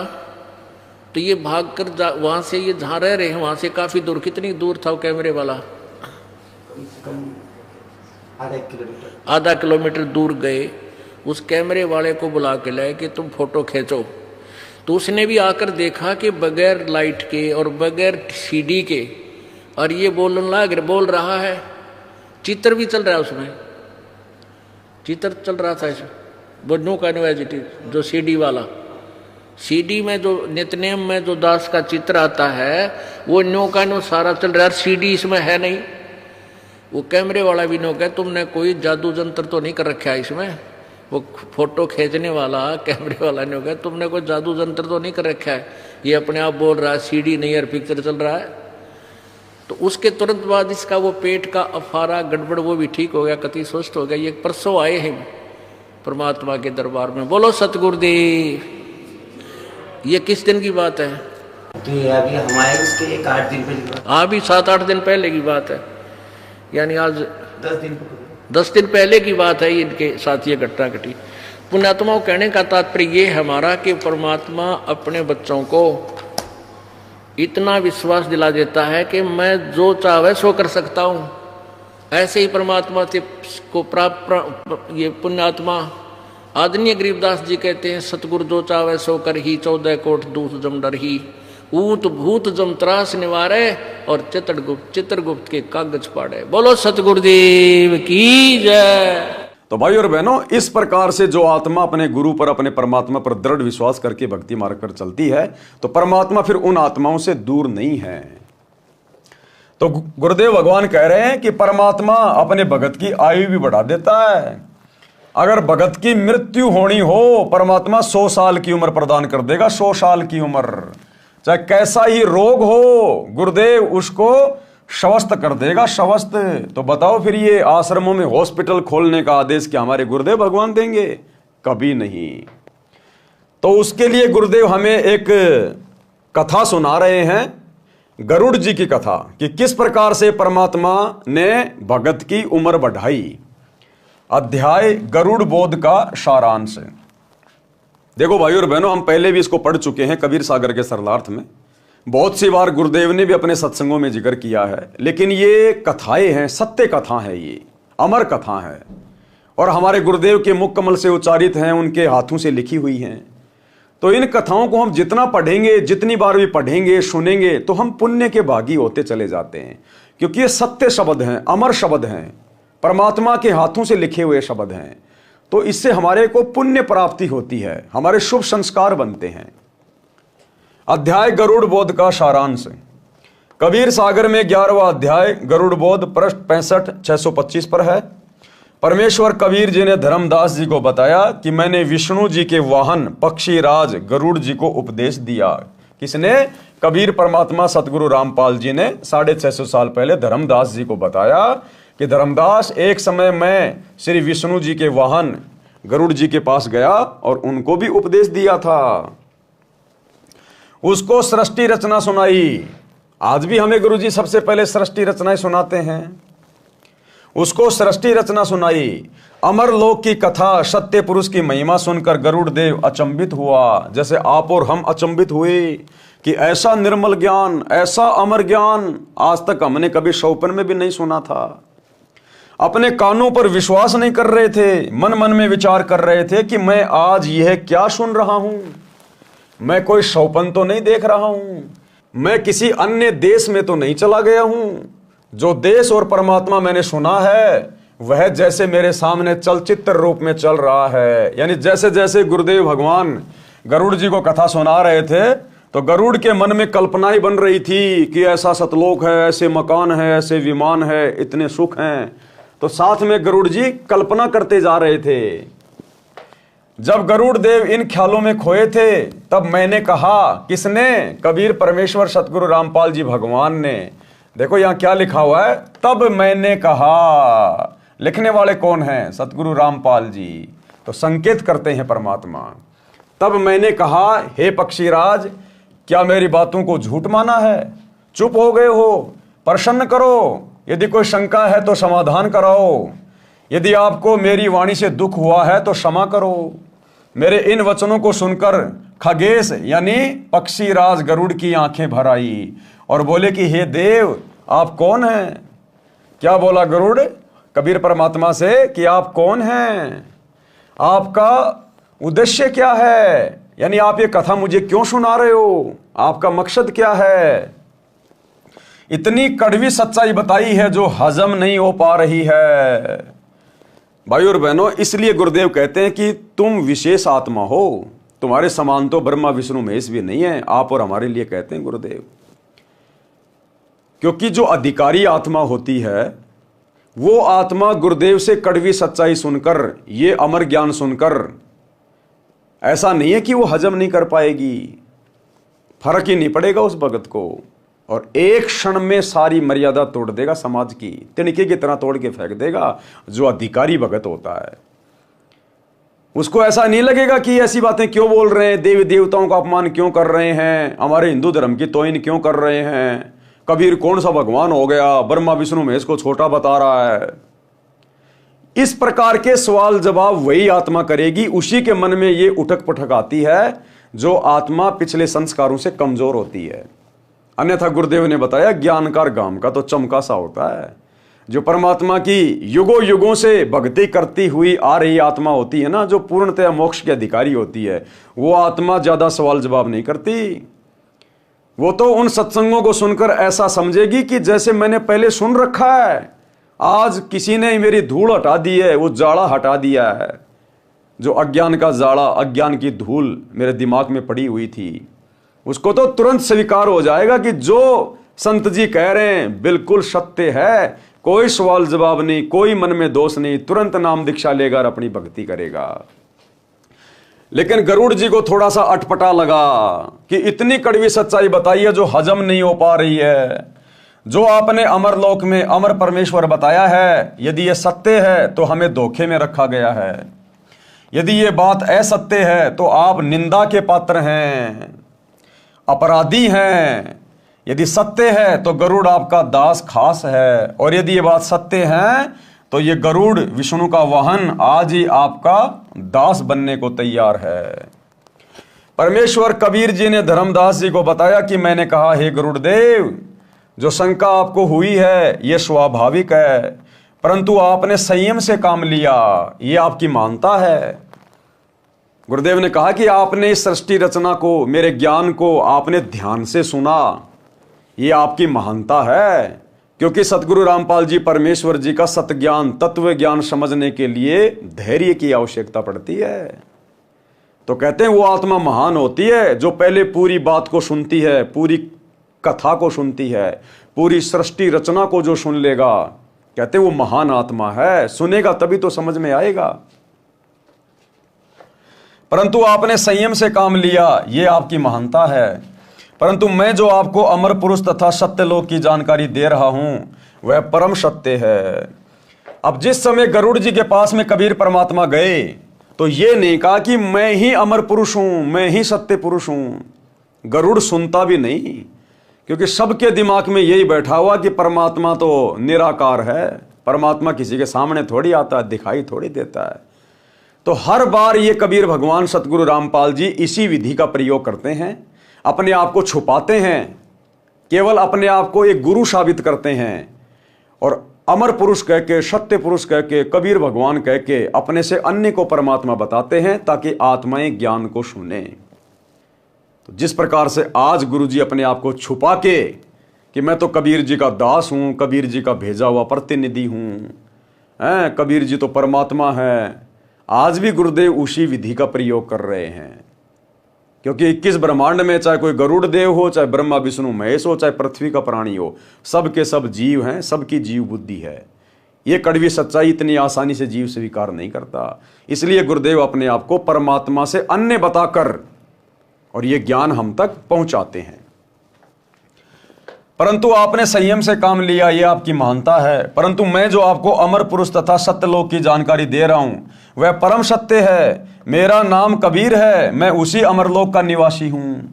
ये नहीं कहा कि मैं भगवान हूं, मैं परमात्मा हूं। क्या कहा? मेरा नाम कबीर है और मैं उसी अमरलोक का निवासी हूं, कि मैं उसी अमरलोक में, उस अमर पुरुष के लोक में रहने वाला हूं। मैं वहीं से चल के आया हूं। जैसे 650 साल पहले भी तो यही कहा करते थे कि मेरा नाम कबीर है और मेरे को सत्य पुरुष ने भेजा है। तो गरुड़ को भी तो यही कहा कि मेरा नाम कबीर है और मैं उसी सतलोक से चल के आया हूं, मैं वहीं का निवासी हूं। ये नहीं कहा कि मैं ही हूं परमात्मा, वो तो आगे जाके बताएंगे गरुड़ को। मेरा नाम कबीर है, मैं उसी अमरलोक का निवासी हूं। आपको काल ब्रह्म ने भ्रमित कर रखा है, यह ज्ञान ब्रह्मा विष्णु तथा शिव जी को भी नहीं है। आप विचार करो गरुड़ जी, जीव का जन्म होता है, आनंद से रहने लगता है, परिवार विस्तार होता है, उसके पालन पोषण में सांसारिक परंपराओं का निर्वाह करते करते वृद्ध हो जाता है। जिस परिवार को देख देख कर अपने को धन्य मानता है, उसी परिवार को त्याग कर संसार छोड़कर मजबूरन जाना पड़ता है। स्वयं भी रो रहा है, अंतिम श्वास गिन रहा है, परिवार भी दुखी है। ये क्या रीति है? क्या ये उचित है? गरुड़ देव बोले, हे कबीर देव, ये तो संसार का विधान है। जन्मा है तो मरना भी है। परमेश्वर जी ने कहा कि क्या कोई मरना चाहता है? क्या कोई बूढ़ा होना पसंद करता है? गरुड़ देव का उत्तर था, नहीं। परमेश्वर कबीर जी ने कहा कि यदि ऐसा हो कि न तो वृद्ध अवस्था हो और ना मृत्यु हो तो कैसा लगे? गरुड़ देव जी ने कहा कि कहना ही क्या, ऐसा हो जाए तो आनंद हो जाए। परंतु ये तो ख्वाबी ख्याल है, यानी शौपन जैसी बातें हैं। हे धर्मदास, मैंने कहा कि वेदों तथा पुराणों को आप क्या मानते हो, सत्य या असत्य? गरुड़ देव जी ने कहा, परम सत्य। तो फिर क्या कहा गुरुदेव भगवान ने उस गरुड़ देव को समझाने के लिए कि भाई तेरे पुराणों में लिखा है, देवी पुराण के 3रे स्कंद में स्वयं विष्णु जी ने कहा है कि हे माता, तुम शुद्ध स्वरूपा हो, ये सारा संसार तुम्ही से उद्भासित हो रहा है। मैं ब्रह्मा तथा शंकर आपकी कृपा से विद्यमान है। हमारा तो आविर्भाव यानी जन्म तथा तिरोभाव यानी मृत्यु हुआ करता है। यानी श्री विष्णु जी स्वयं अपनी माता दुर्गा के सामने, देवी पुराण में स्पष्ट लिखा हुआ है, स्वीकार कर रहा है कि हम तीनों देवता तो जन्मते और मरते हैं और हम तो आपके अधीन होकर अपना कार्य कर रहे हैं, हम पूर्ण परमात्मा नहीं हैं। परमेश्वर कबीर जी के मुख कमल से ऐसे पुख्ता प्रमाण, सटीक प्रमाण सुनकर गरुड़ देव चरणों में गिर गए, अपने भाग्य को सराहा और कहा कि जो देव सृष्टि की रचना ब्रह्मा विष्णु महेश तथा दुर्गा देव तथा निरंजन तक की उत्पत्ति जानता है, वह ही रचनहार परमेश्वर है। देखो, गरुड़ जी पहचान गए परमात्मा को एक ही नजर में, एक ही नजर में पहचान गए गुरुदेव भगवान को। और क्या कहा गरुड़ जी ने कि जो देव ये सृष्टि रचना जानता हो, ब्रह्मा विष्णु महेश की जन्म और मरण बता दे, कहते हैं वो तो खुद सृष्टि का रचनहार ही हो सकता है। तो एक बार में सृष्टि रचना सुनकर, थोड़े बहुत प्रमाण परमात्मा के मुख से सुनकर, और गरुड़ भी पहचान गया तुरंत, वो पक्षी भी पहचान गया, आप और हम तो इंसान हैं, इंसान सर्वश्रेष्ठ योनि है ये। और 30 साल हो गई, आज भी हम गुरुजी को नहीं पहचान पा रहे कि हमारे गुरुजी ही सृष्टि के रचनहार हैं, कुल के मालिक हैं, सब कुछ हैं। और बार बार गुरुजी ने जोर दे के बताना पड़ रहा कि बच्चों पहचान लो मैं कौन हूं, बच्चों पहचान लो मैं कौन हूं। हिसार जेल से आए हुए विशेष संदेश में गुरुदेव ने क्लियर कर दिया। अब इससे ज्यादा और कैसे बताएंगे कि वे कौन है। गुरुदेव ने कहा कि उत्तर दक्षिण पूर्व पश्चिम क्यों फिरदा दाने दाने नू, सर्व कला सतगुरु साहिब की हरि आए हरियाणे नू। कि भाई वो परमात्मा गरीबदास जी के समय आए और आज तुम्हारे सामने प्रत्यक्ष प्रकट है, पहचान सको तो पहचान लो। सुनिए छोटा सा सत्संग। तो क्या बताते हैं, उत्तर दक्षिण पूर्व पश्चिम फिरता दाने दाने नो, और सर्व कला सतगुरु साहिब की हरि आए हरियाणे। गरीबदास जी के समय आए तेरी बारे भाई प्रगट सामने थारे, पहचाने जात पहचान लियो।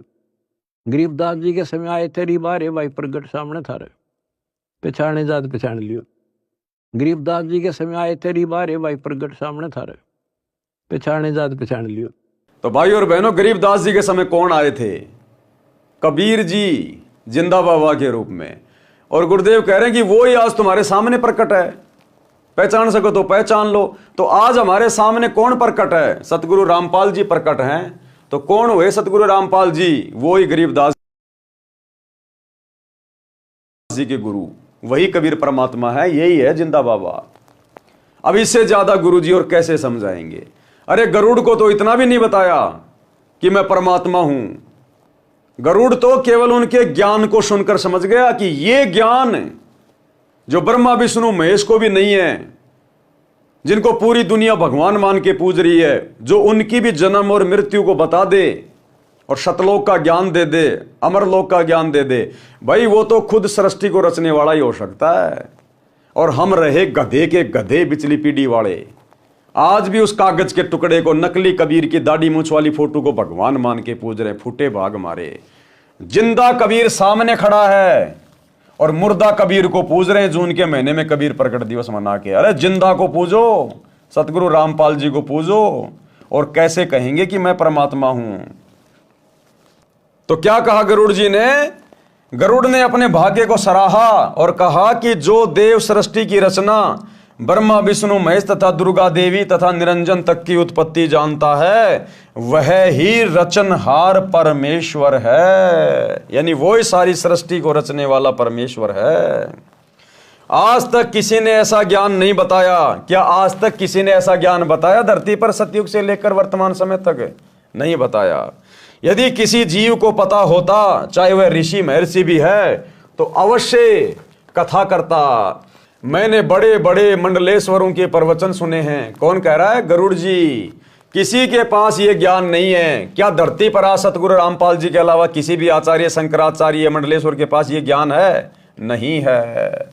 तो गुरुदेव हमारी आंखें खोल रहे हैं इस प्रकार की बातें बोलकर कि नादानों, आज तुम्हारे गुरु के अलावा धरती पर यह ज्ञान किसी मंडलेश्वर के पास नहीं है, किसी आचार्य शंकराचार्य के पास नहीं है।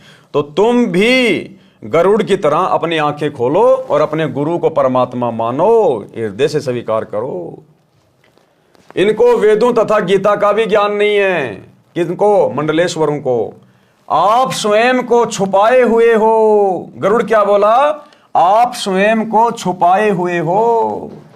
इसी प्रकार कबीर परमात्मा सतगुरु रामपाल जी ने वर्तमान कलयुग की पिछली पीढ़ी में अपने आप को छुपा रखा है। इसलिए गुरुदेव कहते हैं कि मैं तो कबीर जी का दास हूं, कबीर जी का भेजा हुआ प्रतिनिधि हूं। तो आप और हमारी आंखें खोलने के लिए गुरुदेव ये बातें लिख रहे हैं यहां पर कि नादानो, अब तो समझो कम से कम। अरे पक्षी भी समझ गए, तुम इंसान होके नहीं समझ पा रहे कि तुम्हारा गुरु क्यों अपने आप को सन 1994 से कबीर का दास कहकर खुद को छुपाकर तुम्हारे को सत्संग दे रहा है। तो गरुड़ बोला, आप स्वयं को छुपाए हुए हो, मैंने आपको पहचान लिया है। क्या कह रहे हैं? मैंने आपको पहचान लिया है, कृपया करके मुझे शरण में ले लो परमेश्वर। सब ने पहचान लिया, बस हम ही निकम्मे बच गए। अरे 300 साल पहले अर्जुन सर्जुन ने भी पहचान लिया अपने गुरु को। जब वही कबीर जी गरीबदास जी के रूप में आए तो अर्जुन सर्जुन ने भी पहचान लिया था। लेकिन आप और हम निकम्मे नहीं पहचान रहे। 90% अभी भी केवल चंद आत्माओं ने, सत्सेवकों ने पहचाना है। 650 साल पहले अर्जुन सर्जुन के गुरु थे कबीर जी, और किसी कारण से वो रह गए। जब उनकी परीक्षा हुई वो फेल हो गए। तो गुरुदेव ने कहा कि तुम मेरे इस शरीर से पार नहीं हो सकते, अब तुम 250 साल इंतजार करो, और 250 साल के बाद ऐसे ऐसे मैं गरीबदास जी के रूप में आऊंगा, उस समय तुम्हें अपनी शरण में लूंगा। तो 650 साल पहले मगर से परमात्मा तो चले गए, अर्जुन सर्जुन रह गए। परमात्मा ने उनको लंबी उम्र का आशीर्वाद दे दिया था, 250 साल तक वो जीवित रहे। फिर जब गरीबदास जी के रूप में वही कबीर परमात्मा छुड़ानी में प्रकट हुए, छुड़ानी में आए, उस समय शौपन के माध्यम से उन्होंने अर्जुन सर्जुन को बताया कि मैं आ चुका हूं, तुम आ जाओ, दीक्षा ले लो। उसके बाद अर्जुन सर्जुन छुड़ाने में गए और उन्होंने गरीबदास जी से दीक्षा ली। और उसके बाद परमात्मा ने क्या लिखा शब्द में, अर्जुन सर्जुन ने पहचान लिया, छुड़ानी में दर्शन आन किया।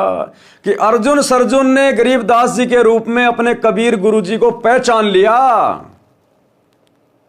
कि ये तो हमारे गुरु जी हैं, कबीर जी जो गरीबदास जी के रूप में आ गए। अरे तो अर्जुन सर्जुन ने भी पहचान लिया अपने गुरु जी को जब दूसरी बार आया गुरु जी उनके सामने। और अब दूसरी बार हमारे सामने आए हैं गुरु जी, वही कबीर भगवान सतगुरु रामपाल जी। हम नहीं पहचान पा रहे, अर्जुन सर्जुन ने पहचान लिया, गरुड़ पक्षी ने पहचान लिया, तो हम कौन से दिन पहचानेंगे फिर? तो भाई और बहनों, पहचानेगा वही जो बिरला होंगे।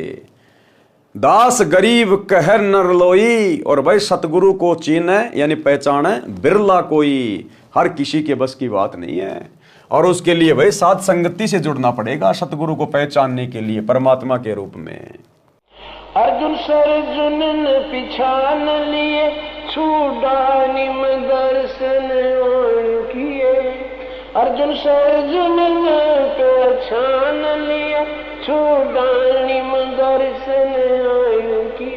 ए रानी नंदन हमने जान लिए, बल राम पिता जनाया है, भक्ति की भिक्षा दे मीद कटोरा लाया है। सत कबीर दवारे तेरे पैक दास भिखारी आया है। तो क्या कहा गरुड़ जी ने, आप स्वयं को छुपाए हुए हो, मैंने आपको पहचान लिया है, कृपया मुझे शरण में ले लो परमेश्वर। परमेश्वर कबीर जी ने गरुड़ से कहा कि आप पहले अपने स्वामी श्री विष्णु जी से आज्ञा ले लो कि मैं अपना कल्याण कराना चाहता हूं। एक महान संत मुझे मिले हैं, मैंने उनका ज्ञान सुना है, यदि आज्ञा हो तो मैं अपना कल्याण करा लूं। मैं आपका दास नौकर हूं, आप मालिक हैं, हमें सब समय इकट्ठा रहना है। यदि मैं छिपकर दीक्षा ले लूंगा तो आपको दुख होगा। गरुड़ ने ऐसा ही किया, विष्णु जी से सब बात बताई। श्री विष्णु जी ने कहा, मैं आपको मना नहीं करता, आप स्वतंत्र हैं, आपने अच्छा किया, सत्य बता दिया, मुझे कोई ऐतराज नहीं है। हे धर्मदास, मैंने गरुड़ को प्रथम मंत्र दीक्षा 5 नाम कमलों को खोलने वाले प्रत्येक देव की साधना के नाम दीक्षा दी। गरुड़ देव ने कहा कि हे गुरुदेव, ये मंत्र तो इन्हीं देवताओं के हैं, ये तो इन्हीं ब्रह्मा विष्णु महेश के मंत्र हैं, अमर पुरुष का मंत्र तो है ही नहीं। परमेश्वर कबीर जी ने कहा कि ये इनकी पूजा के मंत्र नहीं है, यानी मैंने तुझे जो 5 मंत्र दिए हैं ब्रह्मा विष्णु महेश के, ये इनकी पूजा के मंत्र नहीं है, ये इन देवताओं को अपने अनुकूल करके इनके जाल से छूटने की चाबी है, इनके वशीकरण मंत्र हैं ये देवता हमें यहाँ की भौतिक सुख सुविधा प्रदान करते रहेंगे यदि हम इनके नाम का जाप करते रहेंगे, तो इनकी साधना करते रहेंगे। तो जैसे मजदूर अगर मजदूरी करता रहेगा, फैक्ट्री में काम करेगा, तो मालिक मजदूरी देता रहेगा। हम उस मालिक की पूजा नहीं कर रहे, हम तो मेहनत कर रहे हैं और मेहनत के बदले हमें वो पैसा दे रहा है। तो गुरुदेव ने कहा कि ये 5 मंत्र इन देवी देवताओं के जो मैंने तुम्हें दिए हैं, ये इनकी पूजा नहीं है, ये इनकी साधना है। साधना में पूजा में रात दिन का अंतर होता है। ये इनके वशीकरण मंत्र हैं। जैसे भैंसे को आकर्षित करने के लिए यदि उसको भैंसा भैंसा करते हैं तो वह आवाज करने वाले की ओर देखता तक नहीं। जैसे कुत्ते को कुत्ता कुत्ता कहेंगे वो नहीं देखेगा, भैंसे को भैंसा भैंसा कहेंगे वो नहीं देखेगा। अगर उनसे लाभ लेना है, उनको वश में करना है, आकर्षित करना है, तो उनका एक मूल मंत्र है, बीज मंत्र है। भैंसे को धीरे से कह दो, उर्र, तुरंत कान खड़े करके देखेगा कौन पुकारा मुझे, क्योंकि उस शब्द से वो आकर्षित होता है, वो उसका बीज मंत्र है। कुत्ते को कुत्ता कुत्ता कहो, कोई असर नहीं पड़ेगा। धीरे से बोल दो त्योल त्योल, तुरंत आपकी तरफ आकर्षित हो जाएगा, पूंछ हिलाने लग जाएगा, क्योंकि वो मजबूर है उस मंत्र के वशीभूत होकर आपके निकट आने के लिए। तो गुरुदेव ने कहा कि वैसे तुम जय गणेश देवा, जय दुर्गा, ओम नमः विष्णु देवाय नमः, ओम नमो विष्णु देवाय नमः, तुम कितना ही करते रहो, ये तो खाली इनके शरीर के नाम है, इनकी पहचान है, इनके मूल मंत्र अलग हैं जो मैंने तुम्हें दे दिए 5 मंत्र के रूप में। जब तुम इनका जाप करोगे तो ये तुरंत आकर्षित होंगे, लाभ देने के लिए मजबूर हो जाएंगे, ये तुम्हारी सुरक्षा करने के लिए। तो वो 5 मंत्र जो गरुड़ जी को दिए, वही 5 मंत्र तो आप और हम भगत भाई बहनों को गुरुदेव दीक्षा में दे रहे हैं। हमें तो वरन उससे 2 मंत्र और ज्यादा दे रहे हैं गुरुदेव, हमें तो 7 मंत्र दे रहे हैं। गरुड़ को तो केवल 5 ही मंत्र दिए थे, क्योंकि उस योनि में मोक्ष नहीं हो सकता। मोक्ष के लिए तो धरती पर मनुष्य शरीर स्त्री या पुरुष का प्राप्त करना पड़ेगा। तो केवल गरुड़ के अंदर भक्ति का बीज डालने के लिए, उसकी उस योनि को छुड़वाकर उसको मनुष्य योनि देने के लिए और आगे की पूरी भक्ति देने के लिए परमात्मा ने उसको शरण में लिया था। तो क्या कहा गुरुदेव ने, जैसे भैंसे को आकर्षित करने के लिए यदि उसको भैंसा भैंसा कहते हैं तो वह आवाज करने वाले की ओर देखता तक नहीं। जब उसका वशीकरण नाम पुकारा जाता है हुर्र, तो वह तुरंत प्रभाव से सक्रिय हो जाता है, आवाज करने वाले की ओर दौड़ा आता है। आवाज करने वाला व्यक्ति उससे अपनी भैंस को गर्भ धारण करवाता है। इसी प्रकार आप यदि श्री विष्णु जी के अन्य किसी नाम का जाप करते रहे, वे ध्यान नहीं देंगे। जैसे लोगों ने किताबें बना रखी है, विष्णु सहस्त्रनामा, विष्णु के 1000 नाम, लोग रटते रहते हैं उसके 1000 नाम, कुछ नहीं होगा। 0/0, समय खराब, श्वासें खराब, व्यर्थ में थूक बिलो रहे हो। वैसे को वैसा वैसा करते रहो, झोटा झोटा करते रहो, मोटा मोटा करते रहो, काला काला करते रहो, नहीं देखेगा। उसका वशीकरण मंत्र जाप करो, धीरे से तुरंत कान खड़े करेगा। तो इन देवी देवताओं के नाम की कितनी माला फेरते रहो भाई और बहनों, मंदिरों में मस्जिदों में जाते रहो, तीर्थों में जाते रहो। 0/0, समय खराब, धन खराब, श्वासें बर्बाद। अगर वास्तव में लाभ चाहते हो इन देवी देवताओं से जो ये दे सकते हैं अपने स्तर का, तो भी आपने अधिकारी गुरु से इनके मंत्र लेने पड़ेंगे। और अधिकारी गुरु वर्तमान में धरती पर एकमात्र सतगुरु रामपाल जी हैं, इनके अलावा कोई दीक्षा देने का अधिकारी नहीं है। इसी प्रकार आप यदि श्री विष्णु जी के अन्य किसी नाम का जाप करते रहें, वे ध्यान नहीं देंगे। जब आप इस मंत्र का जाप करोगे तो विष्णु देव जी तुरंत प्रभावित होकर साधक की सहायता करते हैं। वे देवता तीनों लोकों पृथ्वी, स्वर्ग तथा पाताल के प्रधान देवता हैं। ये केवल संस्कार कर्म लिखा ही दे सकते हैं। ब्रह्मा विष्णु महेश अपनी तरफ से ना किसी का अच्छा कर सकते, ना किसी का बुरा कर सकते। ये तो बेचारे नौकर हैं, ये तो काल के अधीन होकर अपना कार्य कर रहे हैं। देवी पुराण में 3रे स्कंद में खुद श्री विष्णु जी स्वीकार कर रहे हैं कि हमें तो हर प्रकार से देवी के अधीन होकर कार्य करना पड़ता है। तो ये किसी का कुछ नहीं कर सकते, ना भला ना बुरा। इनको ऊपर से जो आदेश आता है ये केवल उतना ही कर सकते हैं। जैसे मैनेजर अपनी जेब से किसी को तनख्वाह नहीं दे सकता, ना किसी की तनख्वाह को काट सकता। मालिक ने ऊपर से जितनी तनख्वाह बना के दे दी मजदूरों की, उसका काम केवल बांटने का है। तो ये तो एज ए मैनेजर हैं ब्रह्मा विष्णु महेश। परमात्मा जिसके भाग्य में जो लिख देता है, केवल ये अपनी ड्यूटी अदा करते हैं, इससे ज्यादा इनके हाथ में कुछ नहीं है। ये केवल संस्कार कर्म लिखा ही दे सकते हैं।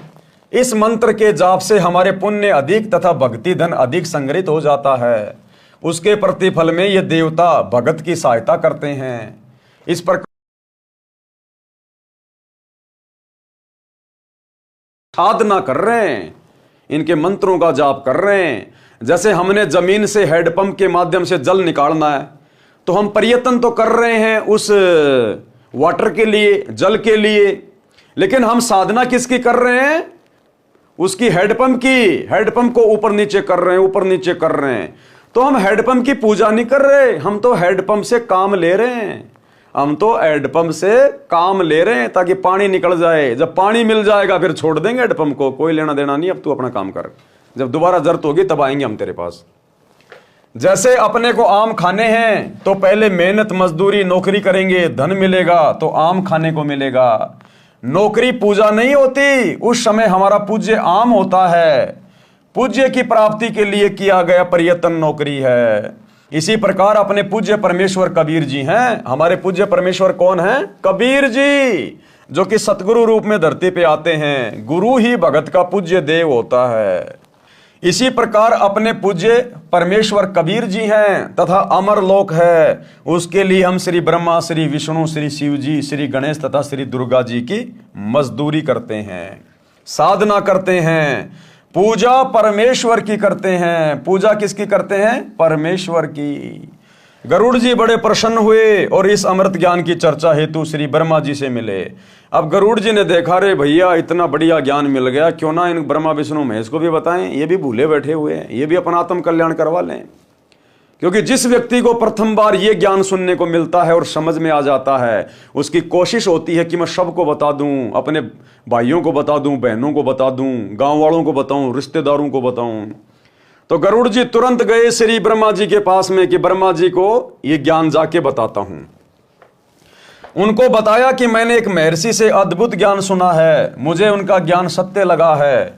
उन्होंने बताया कि आप ब्रह्मा जी, विष्णु तथा शिव नाशवान हैं, यानी आप तो जन्मते और मरते हैं, आप परमात्मा नहीं हैं, पूर्ण करतार नहीं हो, आप केवल भाग्य में लिखा ही दे सकते हो, आप किसी की आयु वृद्धि नहीं कर सकते, आप किसी के कर्म कम अधिक नहीं कर सकते। पूर्ण परमात्मा तो आप लोगों से अन्य है, अमर लोक में रहता है, वह पाप कर्म काट देता है, वह मृत्यु को टाल देता है, आयु भी बढ़ा देता है।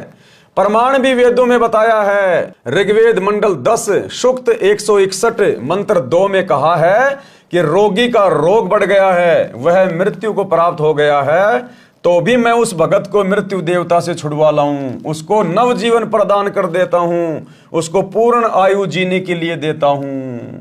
आज हमें वही परमात्मा मिला हुआ है भाई और बहनों। ये सतगुरु रामपाल जी भगवान वही अमर पुरुष है, वही कबीर भगवान है जो मृत्यु को भी टाल दे, मर जाए तो धर्मराज के दरबार से उस जीव आत्मा को छुड़वा कर ले आए। ये समर्थ भगवान है स्वयं। ऋग्वेद मंडल 10 सूक्त 161 मंत्र 5 में कहा है कि हे पुनर्जन्म प्राप्त प्राणी, तू मेरी भक्ति करते रहना, यदि तेरी आंखें भी समाप्त हो जाएंगी तो तेरी आंखें स्वस्थ कर दूंगा। अब बताओ, आश्रमों में आंखों का कैंप लगाया जा रहा है। अरे जो परम संत धरती पर प्रकट है वही कबीर भगवान है, जो अपने भगत को गारंटी दे रहा है कि तू मर्यादा में रह के मेरी भक्ति करता रहे, तेरी आंखें भी चली जाएंगी तो भी मैं वापस ठीक कर दूंगा। और उसी परम संत के आश्रम में आंखों का कैंप लगाया जा रहा है। अरे आंखें खराब हैं तो दुनिया भर के हॉस्पिटल बाहर हैं आंखों के, वहां जाके मर लो। भगवान की क्यों बेइज्जती कर रहे हो, क्यों निंदा कर रहे हो, उनका नाम क्यों बदनाम कर रहे हो? हे पुनर्जन्म प्राप्त प्राणी, तू मेरी भक्ति करते रहना, यदि तेरी आंखें भी समाप्त हो जाएंगी तो तेरी आंखें स्वस्थ कर दूंगा, तेरे को मिलूंगा भी, यानी मैं तेरे को प्राप्त भी होऊंगा, यानी तेरा मोक्ष भी होगा। ब्रह्मा जी को वेद मंत्र कंठस्थ हैं, तुरंत समझ गए, परंतु संसार में लोकवेद के आधार से ब्रह्मा जी अपने आप को प्रजापति यानी सबकी उत्पत्तिकर्ता मान रहे थे। वेदों को कंठस्थ याद कर लेना भिन्न बात है और वेद मंत्रों को समझना विशेष ज्ञान है। मान बढ़ाई वश होकर ब्रह्मा जी ने कहा कि वेदों का ज्ञान मेरे अतिरिक्त विश्व में किसी को नहीं है, इन मंत्रों का अर्थ गलत लगाया है।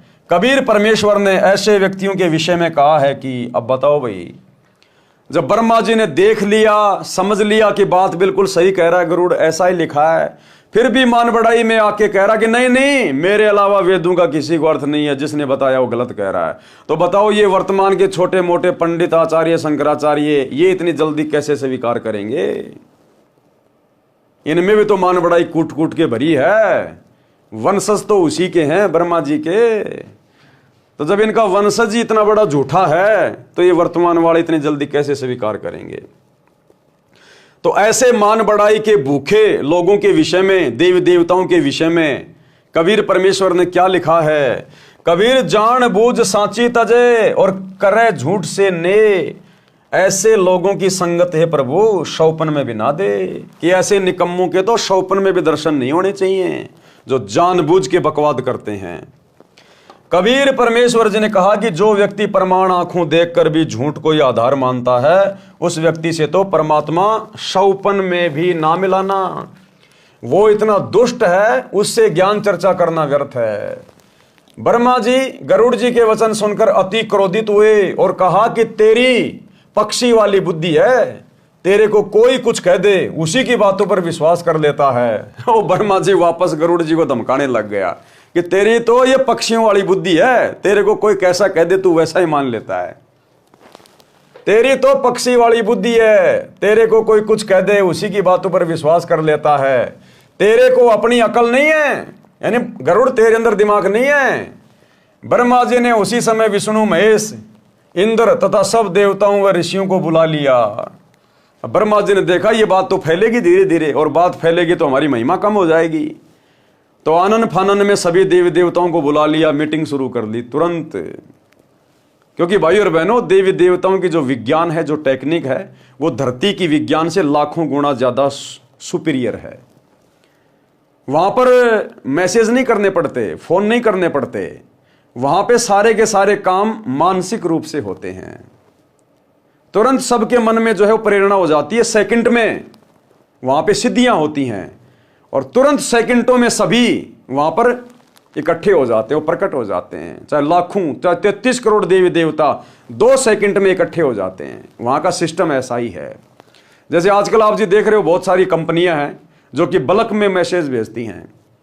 वो आपका कोई भी संदेशा चाहो तो 1 करोड़ लोगों को एक बार में बटन दबाते ही सबके मोबाइल पे मैसेज आ जाएगा।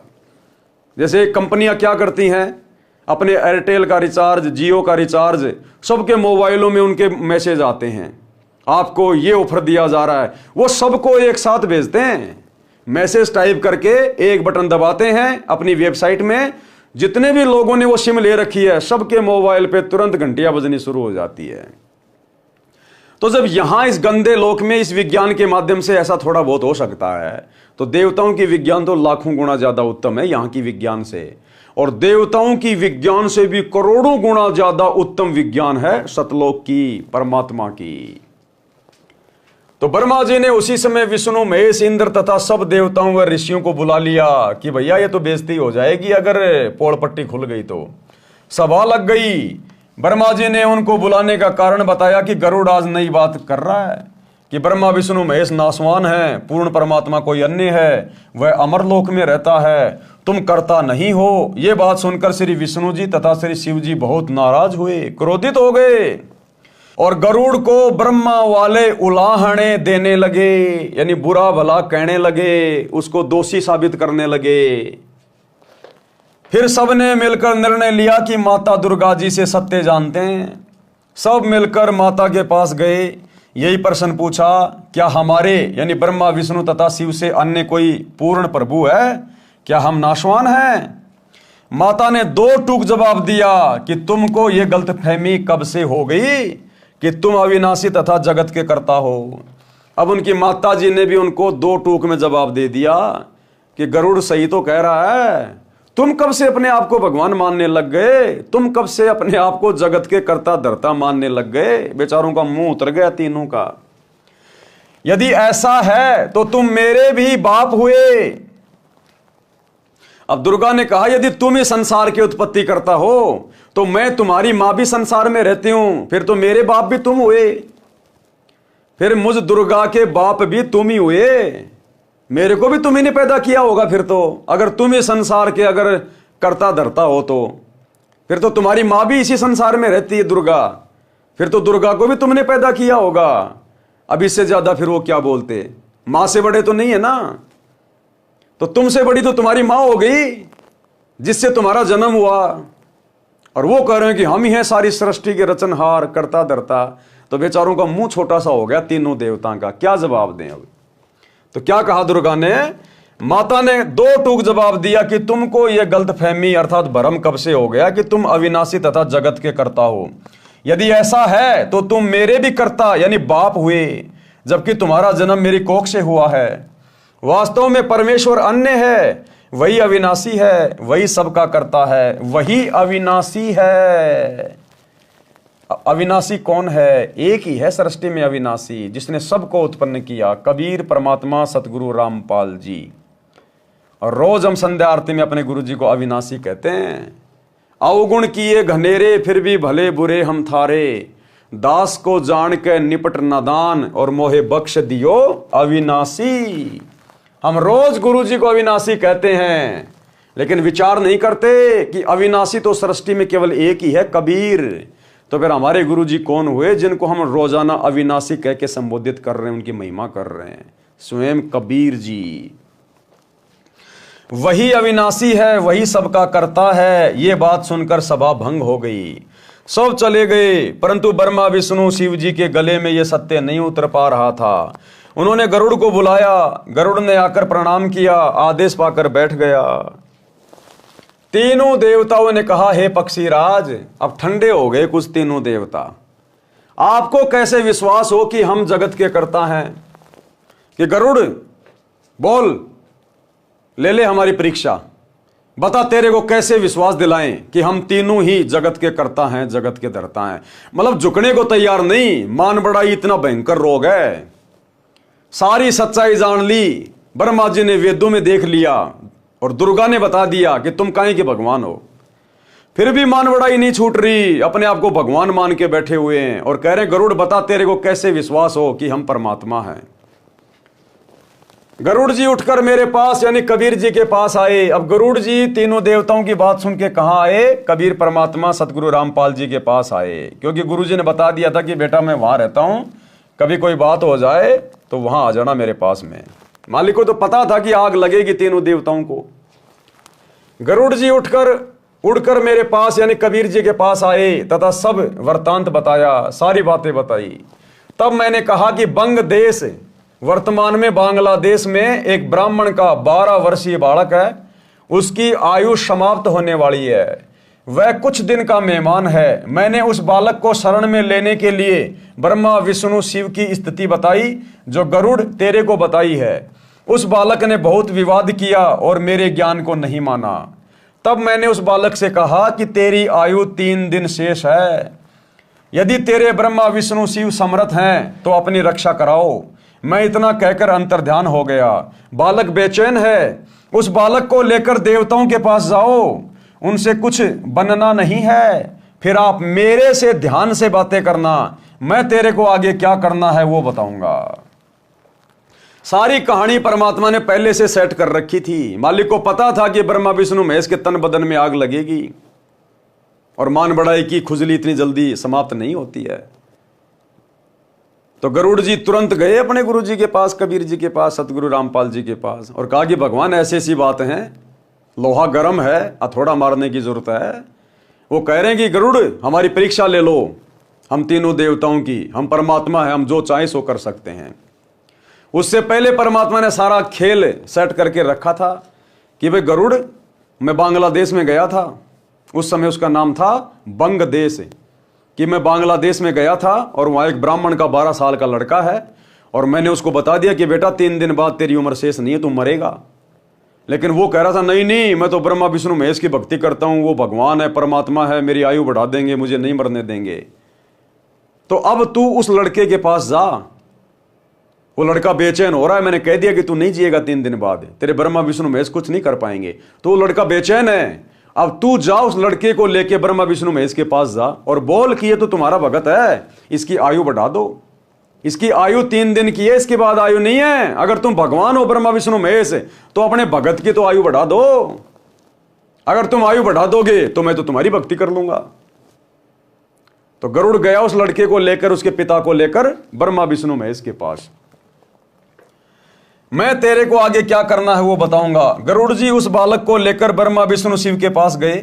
गरुड़ ने बालक को समझाया कि आप उन देवताओं से कहना कि हम आपके भगत हैं, मेरे दादा परदादा पिता और मैंने सदा आपकी पूजा की है, मेरे जीवन के 2 दिन शेष हैं, मेरी आयु भी क्या है, हे देव कृपया मेरी आयु वृद्धि कर दो।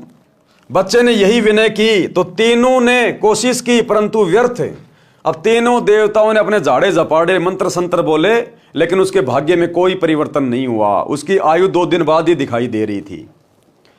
फिर विचार किया कि धर्मराज जो कि न्यायाधीश है, सबका लेखा जोखा करता है, उसके पास चलते हैं, सबका हिसाब यानी अकाउंट उसी के पास है, उससे वृद्धि करा लेते हैं। ये विचार करके सब के सब धर्मराज के पास गए। उनसे तीनों देवताओं ने कहा कि पहले तो ये बताओ कि इस ब्राह्मण बच्चे की कितनी आयु शेष है। तीनों गए वहां पर और कहा कि धर्मराज पहले तो तेरे कागजों में देख के ये बता इस लड़के की उम्र कितनी है। तो धर्मराज ने देखकर बता दिया कि भैया 2 दिन की आयु बचती है इसकी। तो सबको दृढ़ विश्वास हो गया कि हाँ, इस बच्चे की इसके बाद आयु नहीं है। धर्मराज ने रजिस्टर में देखकर बताया कि कल इसकी मृत्यु हो जाएगी। तीनों देवताओं ने कहा कि आप इस बच्चे की आयु वृद्धि कर दो। घर की खेती समझ रखी थी ब्रह्मा विष्णु महेश ने बिना ज्ञान के कि जैसा हम कहेंगे वैसा ही हो जाएगा। अपने आप को भगवान मान रहे थे। तो तीनों ने कहा कि धर्मराज, हमारा आदेश है, आप इस बच्चे की आयु बढ़ा दो। और धर्मराज बोला, भगवान ये मेरे बस का सौदा नहीं है, ना मैं किसी की आयु घटाता ना मैं किसी की बढ़ाता। मेरे पास तो ऊपर से पूर्ण परमात्मा से मेरी डायरी में जो लिख के आता है मैं तो उसी के अनुसार सबका लेखा जोखा करता हूं। मेरे अधिकार में नहीं है किसी की उम्र बढ़ाना या घटाना। अब ऊपर से लिख के कौन भेजता है?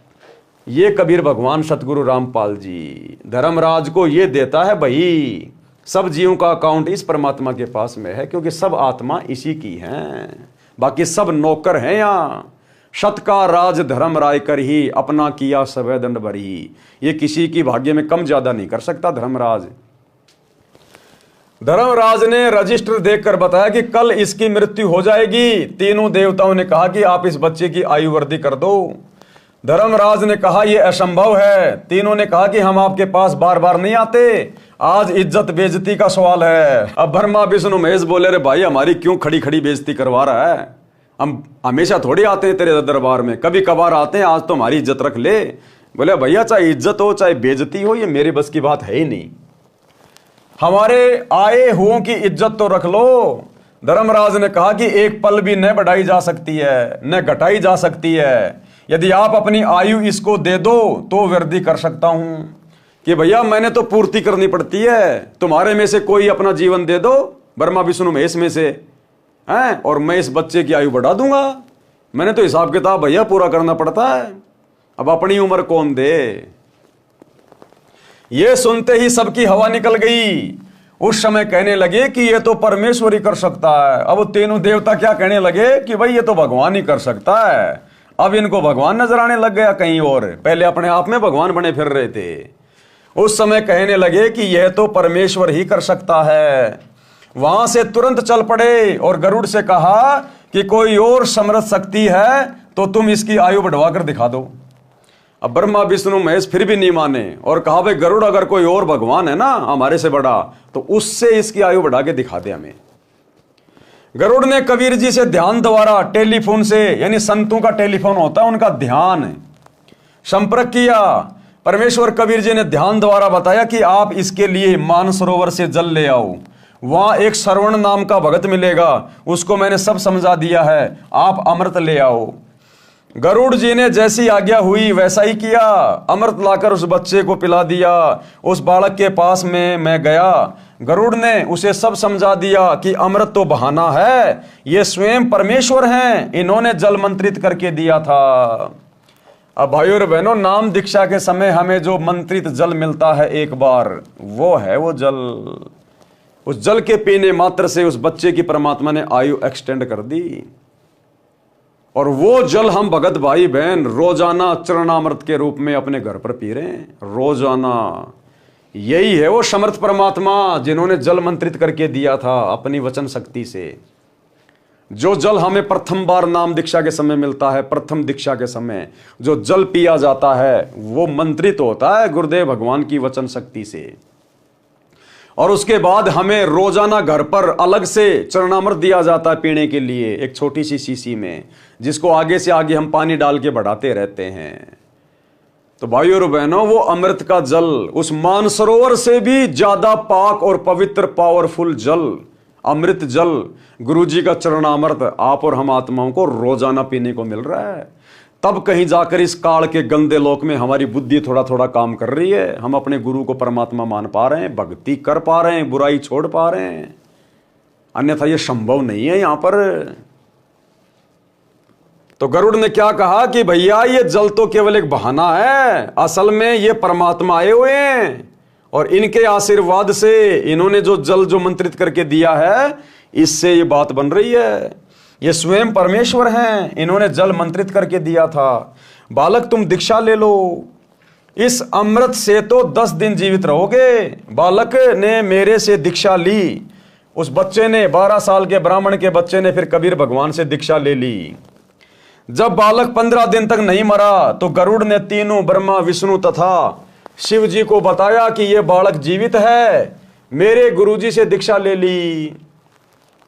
अब ब्रह्मा विष्णु महेश तो भूल गए उस बात को, लेकिन गरुड़ गया, बोला जी वो लड़का जो धर्मराज के कागजों में 1 दिन बाद में मरने वाला था, उसने मेरे गुरुजी से दीक्षा ले ली। आज 15 दिन हो गए, उसका बाल विवाह का नहीं हुआ।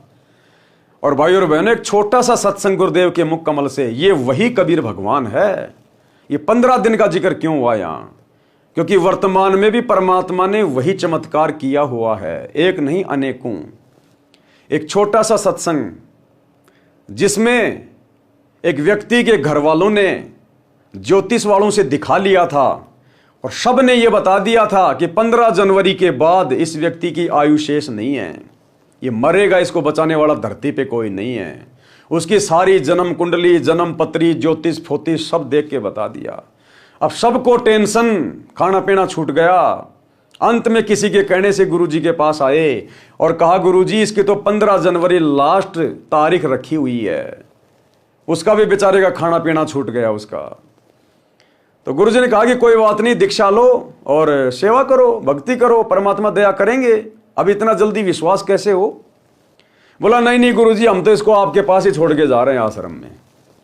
उन घर वालों ने कहा कि हम तो इसको आपके पास ही छोड़ के जा रहे हैं, इसको 15 जनवरी के बाद ही लेने आएंगे। तो गुरुजी ने कहा बट कोई बात नहीं, रह लेगा, सेवा कर लेगा परमात्मा की, क्या दिक्कत है। अब भाई उसने खाना पीना छोड़ दिया। भगत ने बड़ी मुश्किल से गुरुजी के कहने से एक आधी रोटी खाए और शोक के काटा हो रहा। उसको 15 तारीख दिखाई दे रही, 15 जनवरी।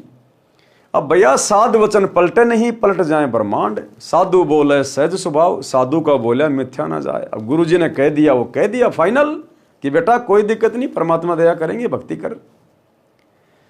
15 जनवरी का दिन बीत गया, थोड़ी सी मन में शांति हुई, फिर भी धैर्य, कहीं रात को ना मर जाऊं। ऐसे करते करते गुरुदेव ने बताया 15 दिन और बीत गए और गुरुदेव ने कहा रे अब तो कम से कम विश्वास कर ले, देख तेरी ज्योतिष फातिश सब फेल हो गई, परमात्मा ने तेरी उम्र बढ़ा दी। तो किसने बढ़ाई? इस कबीर भगवान ने बढ़ाई। इस कबीर भगवान ने बैठे बैठे बढ़ाई। ना कोई मानसरोवर का जल लाए, ना कोई गरुड़ जी के पास गए, बैठे बैठे। तो ये है वो कबीर भगवान जो गरुड़ जी के पास गया था और जिसने उस ब्राह्मण के 12 वर्ष के बच्चे की आयु 100 साल की कर दी भक्ति के लिए, अपनी शरण में लेके। तो छोटा सा सत्संग गुरुदेव के मुख कमल से विश्वास के लिए। अब ऐसे ऐसे हमारे पास 1000 प्रमाण हैं।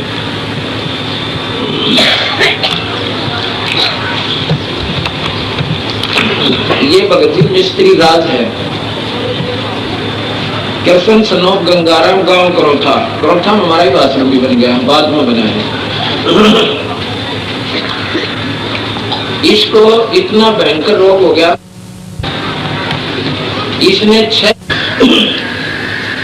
मैं बोला भी बात सुनो, बंदी छोड़ भगवान की शरण में विधिवत लाओ उसको और नाम जुआओ। और पहले उसने नाम लिया था पर बीच में उसने अपना वो साधना छोड़ दी मारे वाली और लग गया करने। फिर उसको कुछ तकलीफ होगी बाद में, तो मैं बोला उसको दोबारा तो उपदेश लेना पड़ेगा। वो दोनों इतनी फूट फूट कर रोने लगी, वो लड़का भी रोने लग गया छोटा सा। जो बोले जी छोरा, जो बोला विक्रम तक मेरा पिताजी मरेगा और मन ने करनी में सब उठानी पड़ेगी माई को, पेट को नहीं खाते। लोग कहेगा जी मारा भी कालजा बैठ गया, कितना बुरी तरह रोया, हम दोनों के दोनों घर पे। मैं बोला भी उसको लाओ यहाँ पे और अपना दिल रखने खातिर मैंने उनको भाई साथ कामना अपने कबीर भगवान के आधार पर दी कि वे चिंता ना करें, ये नहीं मरेगा। पर न्यों कौन दिल डटे हैं, कहते हैं मैंने उसको खूब कहा नहीं मरेगा, तू चिंता ना करे, मेरे पे लिखवा ले जरूर मर जाते। मैंने यहाँ तक कह दिया पर कोई ना बेटा मेरा। जो बोली जी हम तो आपके साथ छोड़ना कि 15 जनवरी 1999 3 हाथ रेखाएं देखने वालों ने धरती के 15 जनवरी के बाद सा जीवन नहीं है। अब हम उन आगे खड़े हैं गला पक्का माने, उसने जो कह दिया फाइनल है। और तीनों ने कह दिया, एक ने भी कोई ना, फिर गुंजाइश भी नहीं रहती। बात भी सच्ची से। पर कबीर साहब के अंदर वो शक्ति है, कर्म की रेख न बदल दे, जब आत्मा तो इसके तरनाम रो आदमी पड़ करे, लल्लो पत्तो करनी है कि कोई ना सुने। अब वो तो था उनका, उसने नाम दोबारा लिया, अन्य बोले जी आप इसमें साक्षर आए। ये 3 जनवरी की बात से, तो बोले 15 जनवरी लास्ट लिख रखी है, ये सेवा कर देगा आपके पास। ठाकुर आ जा भाई, देखी जाएगी। उसने नाम ले लिया, हमारे साथ रहने लगे। जब आ गई 14 जनवरी, रोटी खानी छोड़ दी। खावत पहले हम इसी था बेचारा, इतनी बुरी पीड़ा है इसलिए यहाँ पर गले में और सारे शरीर में कापड़ लगना। 14 जनवरी जब आई, रोटी खानी छोड़ दी। मैं बोला भाई कृष्ण खाना खा लिया? अब जी खा लिया। मतलब ऐसे बोला, वो तो जिसका सत्संग चल रहा था उन्होंने बोला जी भोजन नहीं खा, भगत जी का उठ का आया थाली पर। और बाद जिसका दिन कर रखा मरने का, किसी रोटी खाई नहीं। बात भी सच्ची है। देखो जिसका ना बीता वो तो कुछ भी कह दो, पर जिसकी लहसुन आंसू होगी नहीं कहानी, पसीने आ जाएंगे। मैं बोला भाई तो मेरे कहती वादी रोटी खा ले। मुश्किल से उसने 15 मिनट बाद टूक अंदर गया। बोले सेब खा ले, मेरा जुम्मन अच्छी नहीं जाएगा। अच्छा भाई 15 जनवरी आ गई, चाय भी नहीं पीवा। 15 जनवरी आ गई, उस दिन हम वही थे, मध्य का दिन था। वह 15 भी पूरी होगी, मतलब फिर 16 भी पूरी होगी, 17 भी चली गई। 18 तारीख ने बोला जी भी नहीं मरता मैं, नो करके मैं क्यों ही लिखे होता है, बोला जी बस ये भी नहीं मरता। 15 तारीख थी मेरी, एक उसने देख लिया। दूसरी 15 जाली जनवरी की, आश्रम में काम करे, नो कर जीव सर, कोई तकलीफ नहीं। उसके बाद और सतगुरुदेव ये सेवा करते का फोटो उतर है इसका, आत्मा की सूट ले रहा है, हरिया करनी ले रहा है। ये वहां क्रोध आश्रम में सेवा कर रहा है। बोल सतगुरुदेव। तो इस प्रकार ये पूर्ण परमात्मा है, अनंत कोटि ब्रह्मांड के भगवान से। तो भाई और बहनों, हमने निसंशय अपने गुरु जी को परमात्मा मान के भक्ति पे दृढ़ हो जाना चाहिए। मेरे गुरुजी से दीक्षा ले ली है। गरुड़ ने कहा कि वो बच्चा मरा नहीं, 15 दिन हो गए मेरे गुरुजी से दीक्षा ले ली है। उन्होंने उस बच्चे को पूर्ण आयु जीने का आशीर्वाद दे दिया। ब्रह्मा विष्णु महेश तीनों फिर धर्मराज के पास गए। अब तीनों देवता फिर धर्मराज के पास गए कि तू तो कह रहा था कि ये कल मरेगा, इसके कागजों में लिखा हुआ है, इसको तो आज जो है 15 दिन हो गए। अब धर्मराज ने देखा भाई बात तो सही है, 15 दिन हो गए, जबकि कागजों में तो 1 दिन का लिखा हुआ था। फिर से कागज देखे तो कहा भैया ये तो किसी ऊपर वाले के हाथ में, ये तो कोई परम शक्ति के हाथ में है भाई। अब इसमें 100 साल की आयु लिखी हुई है। धर्मराज ने कहा इसमें तो 100 साल की आयु लिखी हुई है, उस दिन तो 1 दिन की थी। तो कहा भैया ये तो परम शक्ति के हाथ में, हमारे हाथ में कुछ नहीं है। धर्मराज के कागजों में चेंज कर दी भगवान ने उम्र, सतगुरु रामपाल जी ने। इसलिए कहते हैं जम जोरा जहां से डरे, मिटे कर्म के लेख। उस बच्चे के कर्मों के लेख में उसकी मृत्यु थी। उस भगत के कर्मों के लेख में 15 जनवरी के बाद उसकी मृत्यु थी। लेकिन इस परमात्मा ने वो लेख मिटा दिया, नया लेख लिख दिया। ये कलम इस परमात्मा के हाथ में है, सतगुरु रामपाल जी के। तो कहते हैं जम जोरा जहां से डरे, मिटे कर्म के लेख, और अदली असल कबीर है, ये कुल का सतगुरु एक इनके हाथ में है। हम ऐसी समर्थ शक्ति के हाथ में हैं। साथ में गरुड़ भी गया। तीनों देवताओं ने धर्मराज से पूछा कि यह बालक कैसे जीवित है, उसको मर जाना चाहिए था। धर्मराज ने उसका खाता देखा तो उसकी आयु लंबी लिखी थी। धर्मराज ने कहा कि यह ऊपर से होता है। धर्मराज ने क्या कहा कि भैया ये तो ऊपर से होता है, मेरे हाथ में कुछ नहीं है, जैसा जिसका लिखा होता है मैं तो वैसा ही देता हूं। ये तो कोई और शक्ति है, कोई परम शक्ति है, वो लिख के देता हमें। धर्मराज ने कहा कि ये ऊपर से लिखा होता है, ये तो कभी कभी होता है, उस परमेश्वर की लीला को कौन जान सकता है। नामा और रैदास रसीला, कोई न जाने सतगुरु की लीला। कहते हैं ये ऐसा ऐसा चमत्कार तो कभी कभी होता है, कभी कभी जब उस परमात्मा ने अद्भुत लीला करनी होती है तभी मेरे कागजों में हेरा फेरी होती है। तो आज तो कलयुग की पिछली पीढ़ी में परमात्मा ने लाखों के कागजों में हेरा फेरी कर रखी है, लाखों भक्तों की आयु बढ़ा रखी है।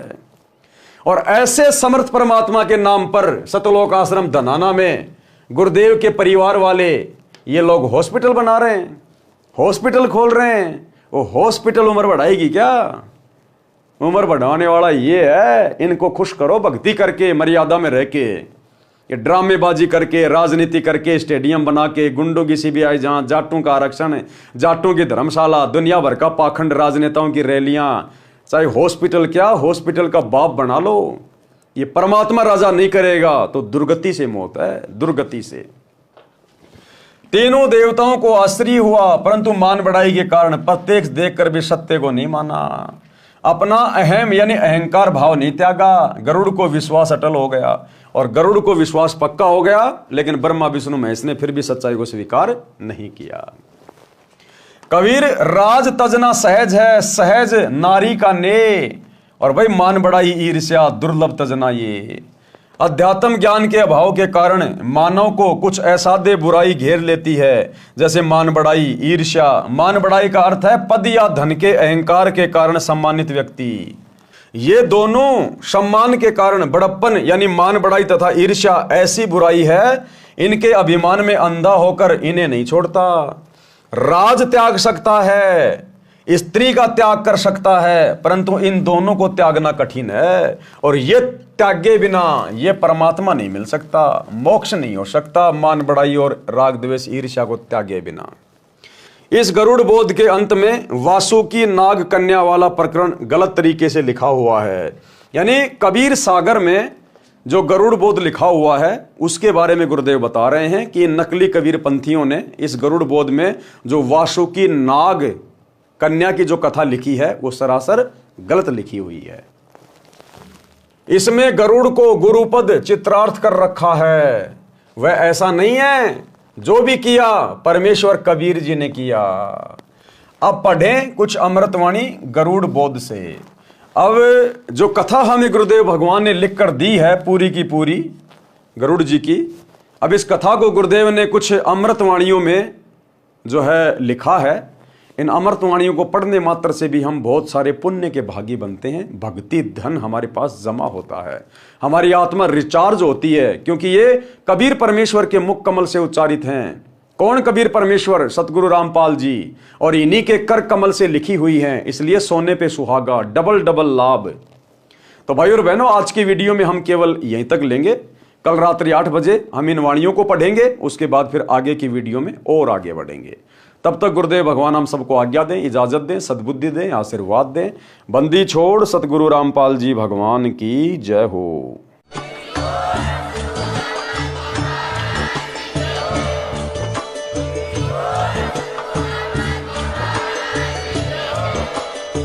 भाई जो गुरु बचन पे डट गे, कट गे फंद 84 के, कट गे फंद 84 के, कट गे फंद 84 के। भाई जो गुरु बचन पे डट गे, कट गे फंद 84 के, कट गे फंद 84 के, कट गे फंद 84 के। भाई जो गुरु बचन पे डट गे, कट गे फंद 84 के, कट गे फंद 84 के, कट गे फंद